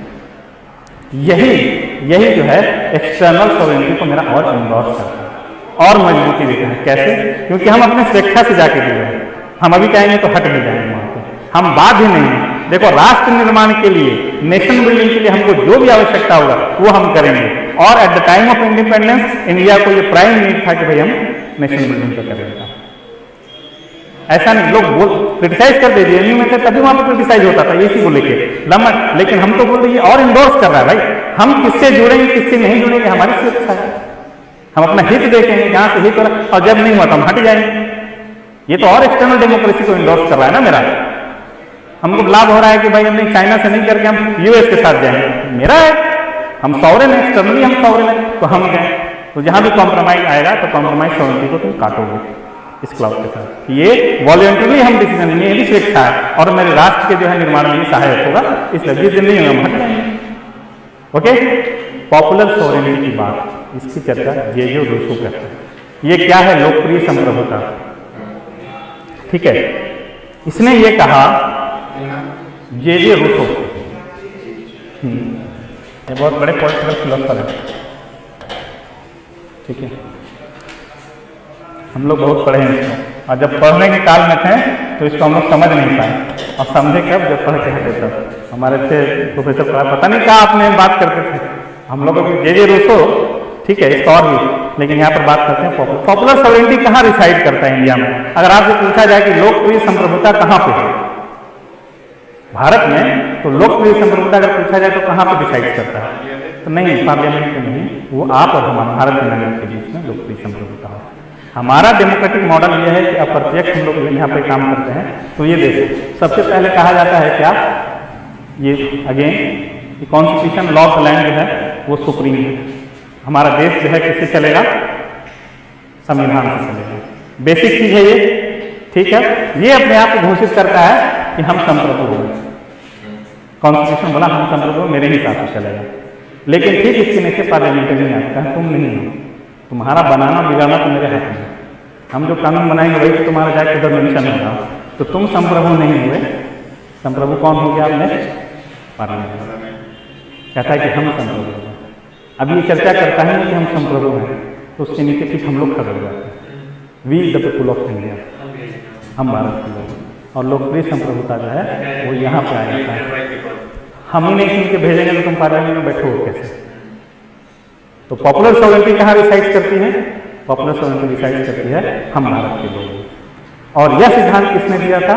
जे.जे. रूसो ने। तो संप्रभुता की जब भी चर्चा होगी, आंतरिक बाह्य के साथ साथ ये लोकप्रिय संप्रभुता की आप लोग चर्चा करिएगा। और जहां लोकप्रिय संप्रभुता की चर्चा होगी तो वहां पे ये बात जरूर आएगा कि हाउ हम भारत के लोग कैसे काम करता है, we the people of India कैसे वर्क करता है। तो अगेन यही स्ट्रक्चर होगा, हम चुन के पार्लियामेंट में भेजेंगे, पार्लियामेंटेरियन कानून बनाएगा और वो कानून हमारा लागू होगा। तो अल्टीमेटली कौन हुआ यहाँ पे? Ultimately we the people of India. Clear है ये? ठीक है, तो पॉपुलर सॉवरेनिटी कहाँ रिसाइड थी? जनता के हाथ में। सोशलिज्म पे ज्यादा करने की आवश्यकता नहीं है चर्चा। सोशलिज्म आप लोग समाजवाद जान रहे हैं, मार्क्स का समाजवाद बढ़िया से आप लोग जान रहे हैं कि दो क्लास है, हैव्स एंड हैव नॉट। दो वर्ग के बारे में होता है ना, एक वो जो सर्वहारा है, एक वो जो सर्वसंपन्न है। ठीक है, और सर्वसंपन्न वाला जो है कानून यहाँ पे डोमिनेट कर रहा है, उसका इंडस्ट्रीज है, उसका सारा काम हो रहा है। और हम बेसिकली जब भी पूछा जाता है कि सोशलिज्म जो है वो क्या प्रिंसिपल है, कौन, तो याद रखो कि समाजवाद जो है वो आर्थिक फिलॉसफी है, इकोनॉमिक प्रिंसिपल है। ठीक है, क्या है वो इकोनॉमिक प्रिंसिपल जो है? एक शॉर्ट फॉर्म में कल देख लेते हैं। और ये किसी देश का रिसोर्स, ये किसी देश का मीन्स ऑफ प्रोडक्शन है। ठीक है, और ये किसी देश के पब्लिक जिसके लिए हो रहा है। सोशलिज्म या कोई भी इज्म जो चर्चा करते हैं, इज्म जो होता है वो यह बताता है कि साध्य क्या है और साधन क्या है, आपका मीन्स क्या होगा, आपका एंड क्या होगा। तो चाहे आप कम्युनिज्म ले लो, चाहे आप कम्युनिज्म ले लो, चाहे आप सोशलिज्म ले लो, चाहे लिबरलिज्म ले लो, जो भी इज्म आएगा वो यही बताएगा कि माध्यम मेरा ये है, हमको पाना है। तो सोशलिज्म का जो प्रिंसिपल आता है बेसिकली वो इससे इकोनॉमिक फिलॉसफी है, और वो चर्चा करता है कि देश का, ठीक है, या राज्य का जो होता है रिसोर्स जो है वो किसके हाथ पे रहेगा। पहला चर्चा किया कि भाई ये राज्य के हाथ में रहेगा या सिर्फ प्राइवेट सेक्टर के हाथ में रहेगा या दोनों के बीच का रहेगा। इसलिए चर्चा कर रहा हूँ कि इंडियन डेमोक्रेटिक सोशलिज्म की बात नहीं होती है। एक हुआ रिसोर्स, हमारा जितना भी है यहाँ पे वो किसके हाथ में होगा। दूसरा मीन्स ऑफ प्रोडक्शन जो होगा, उत्पादन जिसका करना है साधन जो होगा, वो किसके हाथ में होगा। क्या वो राज्य सिर्फ करेगी सोलली, तो फिर वही तुमको BSNL मिलने वाला है, फिर DD नेशनल मिलने वाला है। अगर प्राइवेट सेक्टर नहीं आया तो एक ही चैनल है बैठ के देख, राज्य आधारित राज्य कंपटीटर ही नहीं रखा है, तो जो चलेगा आप देखिए, मन लग रहा हो चाहे नहीं लग रहा हो, जो चार्ज करेगा आपका उसमें इनकमिंग आउटगोइंग वाला एग्जांपल बार बार देते हैं कि इधर का भी उधर का दोनों का चार्ज राज्य से नहीं था, जैसा भी चाहे चार्ज करे आपसे। उसके बाद फिर कहा किसके लिए करना है, इसीलिए डेविड स्टन का एक थ्योरी है। जब पूछा जाता है कि डेविड स्टन से कि जस्टिस या पॉलिटिकल सिस्टम क्या है, तो वो बोलता है authoritative allocation of resource values. ठीक है, अथॉरिटेटिव मतलब हुआ सरकार के द्वारा, एलोकेशन हुआ बटना। ठीक है, अमूल्यों का वितरण। अब राज्य सरकार यह डिसाइड करती है कि हम किसको टारगेट किए हैं, हम किसको टारगेट किए हैं, किसके लिए बना रहे हैं। राज्य अगर डेमोक्रेटिक है, वेलफेयर कॉन्सेप्ट है, तो देखिए कि मेरा वीकर सेक्शन कौन है, हम इसके लिए आगे बढ़ेंगे। भाई हमारा SC सबसे ज़्यादा पिछड़ा है, हमारा ST सबसे ज़्यादा पिछड़ा है, महिलाएं उसका टारगेट। अब प्राइवेट सेक्टर क्या होगा, तो प्राइवेट सेक्टर टारगेट करेगा कि भाई हमको कहाँ ज़्यादा से ज़्यादा लाभ कमाना है।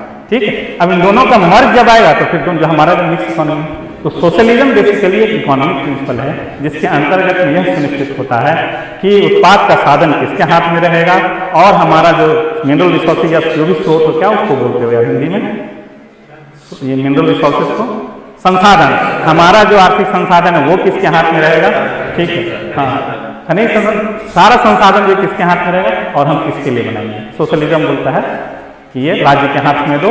ठीक है, लेजर शेयर का प्रिंसिपल तो इसके जस्ट अपोजिट है, वो छोड़ो, दूसरा चर्चा है, वो चर्चा पर मत जाओ। लेकिन इंडिया में सोशलिज्म की चर्चा जब हो रही है तो क्यों हो रही है। हमारा जो मार्क्स ने बोला क्या, ये दो क्लास है। ठीक है, एक ये है जिसके पास सब कुछ है, एक ये है जिसके पास कुछ नहीं है। इंडिया में जो सिस्टम था ना पूरा, जैसे होता तीन सिस्टम था, जब ब्रिटिश हाँ, जमींदारी महाराज, जो सबसे बड़ा संपत्ति था उस समय इंडिया एग्रीकल्चर में, कृषि प्रधान देश था, तो यहाँ का राजस्व भी और यहाँ का लोगों का जीवन निर्वाह कृषि पर डिपेंडेंट था। तो लोगों के लिए सबसे इम्पोर्टेंट कोई संपत्ति रिसोर्सेज था तो वो एग्रीकल्चर लैंड था, और वो जमींदारों के सब केंद्रित था, एक हो गया। तो सबसे पहले तो जब हम कल्याणकारी राज्य की स्थापना करेंगे ना, या फिर सोशलिज्म के कॉन्सेप्ट अवधारणा पे जाएंगे, तो उसका वितरण समान होना चाहिए। उसके लिए भूमि सुधार भी आया, ठीक है, सीलिंग हुआ,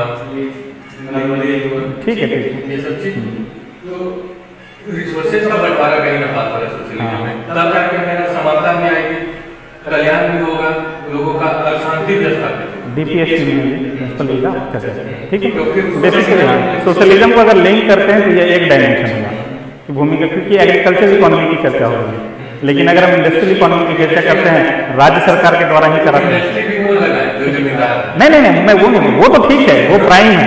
अगर स्टेट लगाती है, प्राइवेट सेक्टर को नहीं आने देना, सोशलिज्म तो ये कहता है ना कि प्राइवेट सेक्टर को नहीं आने देना, राज्य चलाएगा।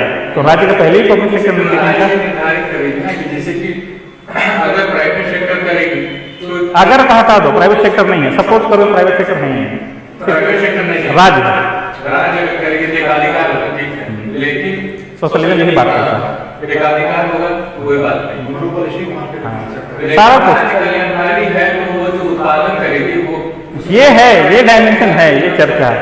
सोशलिस्ट स्टेट की चर्चा ये है कि आप जो है सबको समान वितरण कीजिए। यहीं पे डेविड स्टन का भी चर्चा यही आता है, और वो जमीन वाला मामला भी ठीक है, उत्पादों का पॉइंट ऑफ व्यू। अभी हाँ, होलिस्टिक अप्रोच देखिए थोड़ा सा ना, उस पर आप आंसर जब लिखिए जाइएगा ना सोशलिज्म एज प्रिंसिपल, तो आप एग्जाम्पल के तौर पर आप देख सकते हैं कि जमीन का भूमि का समान वितरण हो, उसको लागू करने के लिए हमारा। लेकिन Indian socialism is different from marks socialism. यहाँ पे हम यही फोकस कर रहे हैं कि भारत का समाजवाद क्या मार्क्स का समाजवाद है, कैसे उस दूसरों से अलग है। भारत का समाजवाद मार्क्स का समाजवाद आप नहीं बोल सकते, क्योंकि वही आंसर में वही जाना है कि वो भारत का समाजवाद है, वो मार्क्स का समाजवाद नहीं है, वो कैसे अलग है उस समाजवाद से, उसी पे आप हाँ, भारत का जो समाजवाद है सिर्फ इको सोचियो नहीं है, मतलब यहाँ का कल्चर। हाँ, वही आंसर वही जाएगा, आंसर जब भी जाएगा जिसके पास जाता है डेमोक्रेटिक सोशलिज्म, इंडियन सोशलिज्म को कहा जाता है डेमोक्रेटिक सोशलिज्म। वो हम लोग बढ़ते हैं कड़ी से, हम लोग कैसे डेमोक्रेटिक सोशलिज्म में क्या आता है। ठीक है, अब ये वाला तो जान नहीं रहे हो कि हैव से हैव नॉट है, तो ये कहता है कि इसको कि रिवोल्ट कर जाओ, पलट दो। ठीक है, तुम बैठ जाओ वहाँ पे और उसको नहीं करो। लेकिन अगर मार्क्स भूल जाता है और बोलता है कि हम इसको यहाँ बैठाएंगे, फिर तो एक क्लास बनेगा, अभी धनी व्यक्ति हो जाएगा, ये हो जाएगा सर्वहारा, ठीक है, आप फिर से क्लास बना रहे हैं। तो मार्क्स का ये थ्योरी जो है पूरी तरह सही नहीं है। अब इंडियन सोशलिज्म क्या इसी सोशलिज्म की चर्चा करता है, तो भारत का सोशलिज्म जो है वो डेमोक्रेटिक सोशलिज्म है, ठीक है। अब इस पर डेमोक्रेटिक सोशलिज्म में आप लोग जितना भी पॉइंट अभी रखे हैं, आर्थिक न्याय, सामाजिक न्याय, ठीक है, राजनीतिक न्याय, ये सारा कुछ जो है डेमोक्रेटिक सोशलिज्म के अंदर में आएगा। हाँ, उसमें फैबियन है, नियो है, बहुत सारा। उधर जाने बोलोगे तो मेरा कोर, लेकिन हम जाना नहीं चाह रहे हैं ना उधर इस एरिया में। हाँ, फैबियन ही है, फैबियन सोशलिज्म होता है, नियो सोशलिज्म होता है। सोशलिज्म का हर बार अपना अपना ये दिया गया है। खैर, प्रियम्बल में क्या पूछे थे, केस पूछे थे ना। खैर, डेमोक्रेटिक सोशलिज्म में ये होता है कि प्राइवेट सेक्टर, ठीक है, प्लस स्टेट सेक्टर, ये दोनों मिल के काम करेंगे। हाँ, प्राइवेट और पब्लिक। इसीलिए देखो कि हमारा मिक्स्ड इकोनॉमी का जो कॉन्सेप्ट है उसमें प्राइवेटाइजेशन और ये सोशलिज्म, इन दोनों का मिक्सचर होता है। इसी में महात्मा गांधी ने भी चर्चा की थी कि इंडियन सोशलिज्म जो है वो ये और सोशलिज्म से कैसे अलग है। उस पर एक दो जजमेंट है, वो जजमेंट देख लेना क्या क्या कहा गया, ठीक है। और सेकुलर डेमोक्रेटिक आप लोग कर ही लीजिएगा, इसमें कुछ दिक्कत नहीं है। जहाँ डेमोक्रेटिक की चर्चा कीजिएगा तो 40 नंबर क्वेश्चन है, तो इंडियन डेमोक्रेसी का नेचर क्या है, उस नेचर को आप लोग जरूर कीजिएगा चर्चा। जैसे कंसेंसस ओरिएंटेड गवर्नमेंट है, रिस्पॉन्सिबल गवर्नमेंट है, first part the post system है, मल्टीपल इंडियन डेमोक्रेसी की फीचर्स को आप लोग उसमें बता दीजिएगा। केस पूछ रहे थे कब जो है वो, हाँ, रिपब्लिक तो हाइब्रिड मॉडल है ना। हाइब्रिड मॉडल ये हुआ कि यूएस का हम ले आते हैं हेड ऑफ द स्टेट और यूके का हम लोग ले आते हैं नॉमिनल स्टेट। एक क्वेश्चन लिख लो अभी, इसको तुम लोग अपने लिख लेना कि हाउ जो है Indian parliament is more than nominal executive and less than real executive. हाँ, भारतीय राष्ट्रपति कैसे जो है नाम मात्र की कार्यपालिका से ज्यादा और वास्तविक कार्यपालिका से कम है। क्वेश्चन आपका एग्जैक्ट नहीं बता पाया है, लेकिन टॉपिक जो है ना आप आंसर लिखना, हम आप लिख, ये क्वेश्चन है, इसको लिखना। मोर than nominal executive and lesser than real executive, नहीं प्रेसिडेंट,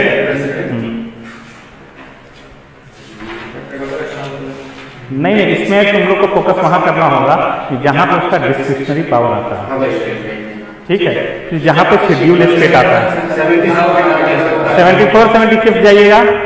उसके बाद डिस्क्रिप्शनरी जब किसको प्राइम मिनिस्टर बनाना है, ठीक है, उसके बाद फिर इमरजेंसी वाला प्रावधान आएगा, फिर शेड्यूल 5 और 6 वाला प्रोविजन आता है, किस एरिया को शेड्यूल डिसाइड करना है वही प्रेसिडेंट। और इन सब को आप मोर देन नॉमिनल से डिस्कस कीजिएगा। और लेस देन एग्जीक्यूटिव जब भी जाइएगा तो लेस देन में रियलिस्टिक अप्रोच लगा लीजिएगा, क्योंकि उसको जब भी काम करना है with the aid and advice of the council of minister काम करना है। हाँ, उसको भी लिखिए, आप उसको मेंशन कीजिए, और उसको ज्यादा है, और जब भी कंपेयर होगा तो हो सकता है गवर्नर और इसके बीच में कंपेयर आप कर सकते हैं, ठीक है। लेकिन एक आंसर को ये बनाइएगा, कॉन्क्रीट बनाइएगा। और दूसरी बात, एक क्वेश्चन तो हुआ बेसिक फिलॉसफी का, दूसरा जो है लिबर्टी, इक्वालिटी, फ्रेटर्निटी, ये जो चर्चा प्रीएम्बल में किया गया है, इसको बाबू करके जाना। मैं बता रहा हूँ क्यों, क्योंकि ये जब चर्चा आती है लिबर्टी, इक्वालिटी एंड फ्रेटर्निटी की, तो ये पूछा जाता है कि भारतीय संविधान में इसको लागू करने के लिए कौन कौन से प्रावधान किए हैं।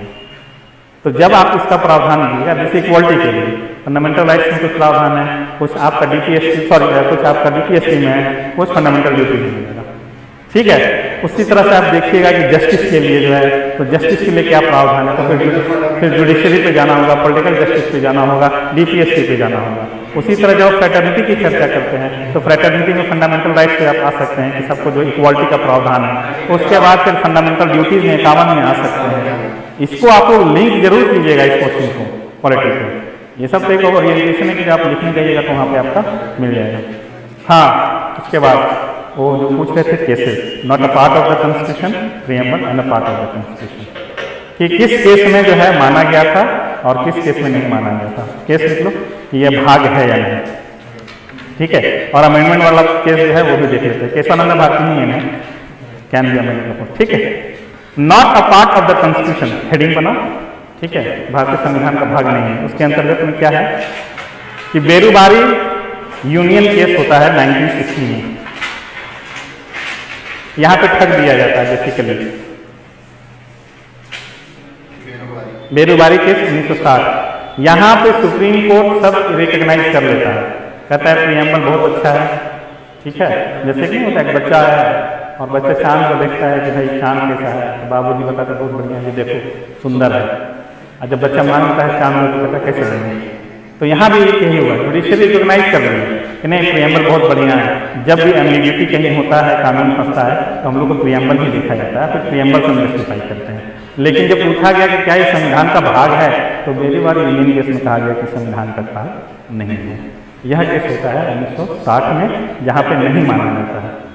एक केस, दूसरा केस लिखो, Sajjan Singh versus state of Rajasthan case 1965। Sajjan Singh versus state of Rajasthan case 1965। इसमें preamble is not a part of the constitution, यहाँ पर भी वही बात होती है। जस्टिस मुधोलकर होते हैं और वो यही अगेन कहते हैं कि भैया भाग नहीं है। उसके बाद आइए, ठीक है, पार्ट ऑफ द कॉन्स्टिट्यूशन में कौन सा जजमेंट आता है। देखो इसमें क्या हुआ था कि जब संविधान सभा बन रही थी, संविधान सभा के अध्यक्ष ने ये मोशन लाया था, ठीक है, कि प्रीएम्बल जो है उसका पार्ट है या नहीं, तो वहाँ पे माना गया था। लेकिन पता नहीं उस समय लागू नहीं किए, ठीक उसका क्या निर्णय हुआ उसको अभी तक गोपनीय रखा गया। लेकिन केशवानंद भारती के 1973 में जब आता है, ठीक है, और सुप्रीम कोर्ट रिजेक्ट कर देता है पहले का कंसिडरेशन, और फिर कहता है कि नहीं प्रीएम्बल जो है वो भाग है। 1973 में केशवानंद भारती केस में माना जाता है कि यह भाग है। फिर उसमें LIC का एक केस आता है 1995 में, LIC ऑफ इंडिया केस जो है 1995 में आता है, और यहाँ पे अगेन जो है सस्टेन कर देता है। हाँ, सुप्रीम कोर्ट जजमेंट देती है उसमें 1995। तो कहा जाता है अंडर आर्टिकल 368 अमेंडमेंट हो सकता है या नहीं, तो जब भाग नहीं तो अमेंडमेंट वाली चर्चा जो नहीं मानी जाती है। लेकिन 1973 में केशवानंद भारती केस में माना जाता है कि नहीं ये जो है प्रीएम्बल को हम अमेंड कर सकते हैं। लेकिन अमेंडमेंट जो है अभी तक मात्र एक ही हुआ है, जो सोशलिस्टिक वाला जो मैटर है उस पर आया था, जो 3 वर्ड जोड़ा गया था। उसके बाद नहीं किया गया, और उसमें फिर आप देखिएगा बेसिक स्ट्रक्चर वाला क्लॉज आता है, बेसिक स्ट्रक्चर जो इस तरह से उसमें अप्लाई होता है कि आप ठीक कोई भी अमेंडमेंट कीजिए, इसको नहीं हटाइए। तो प्रीएम्बल से क्वेश्चन 40 नंबर का संभावित है, फंडामेंटल राइट्स और प्रीएम्बल DPSP को लिंक करके, क्योंकि पिछले बार दे चुका है ड्यूटी से लिंक करके, तो इस बार आपको लिंक कर देगा इससे।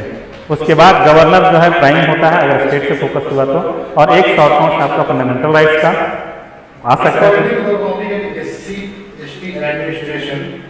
हाँ, वो 56 आप टाइप जाइएगा ना, तो उस पर वो क्लाउड आता है। 20 नंबर का क्वेश्चन है, वो भी कितना बनेगा उसको 40 नंबर का लाइक टॉपिक, 20 नंबर का लाइक टॉपिक, ठीक है। तो उस पर फोकस करो जिससे आप बहुत ज़्यादा जानते हैं। पॉलिटिकल पार्टी, ठीक है, ये एक टॉपिक था, ध्यान में दिखा। रीजनल पॉलिटिकल पार्टी का बेन और बोन, अभिशाप या वरदान, इस टॉपिक पे करके जाना, ठीक है। अभिशाप जब भी पोर्शन खोलिएगा, रीजनल पॉलिटिकल पार्टीज भारतीय राजनीतिक व्यवस्था में वरदान है, अभिशाप है। तो वरदान वाला तो क्लाउज आप लोग बता दीजिएगा कि जहाँ जहाँ नहीं हो रहा सरकार बना तो वहाँ अलायंस हो जाता है, गठबंधन नहीं होता। दूसरा ग्रास रूट लेवल के लोगों का एक प्रतिनिधित्व प्रदान करता है, रिप्रेजेंटेशन है। दूसरा टारगेट बेस्ड रिप्रेजेंटेशन होता है, अगर कास्ट बेस्ड है तो कास्ट बेस्ड हो जाता है, ठीक है। एरिया बेस्ड है तो एरिया बेस्ड हो जाता है। और अभिशाप में जाइएगा तो विखंडित जनाधार बनने का सबसे बड़ा रीजन जो है आपका क्षेत्रीय जन है। विखंडित जनाधार होता है ना, जनाधार जिसको हम लोग बोलते हैं हंग असेंबली, फ्रैगमेंटेड। इसमें क्या होता है देखिएगा कि आप 10 पार्टी देख लो, झारखंड में एग्जाम्पल है ना, प्राइम तो 10 ले लीजिए, 5 लेते हैं, बहुमत में आएंगे। इसका सबसे बड़ा रीजन है रीजनल पॉलिटिकल पार्टी। दूसरा जातिवाद को बढ़ावा देने वाला सबसे बड़ा, रीजनलिज्म को बढ़ावा देने के लिए। तो वरदान और अभिशाप दोनों एंगल दिखाइएगा और कॉन्क्लूड कीजिएगा कि वरदान वाला पोर्शन होगा, ठीक है। ये टॉपिक आ चुका है तुम्हारे मदर स्टेट में।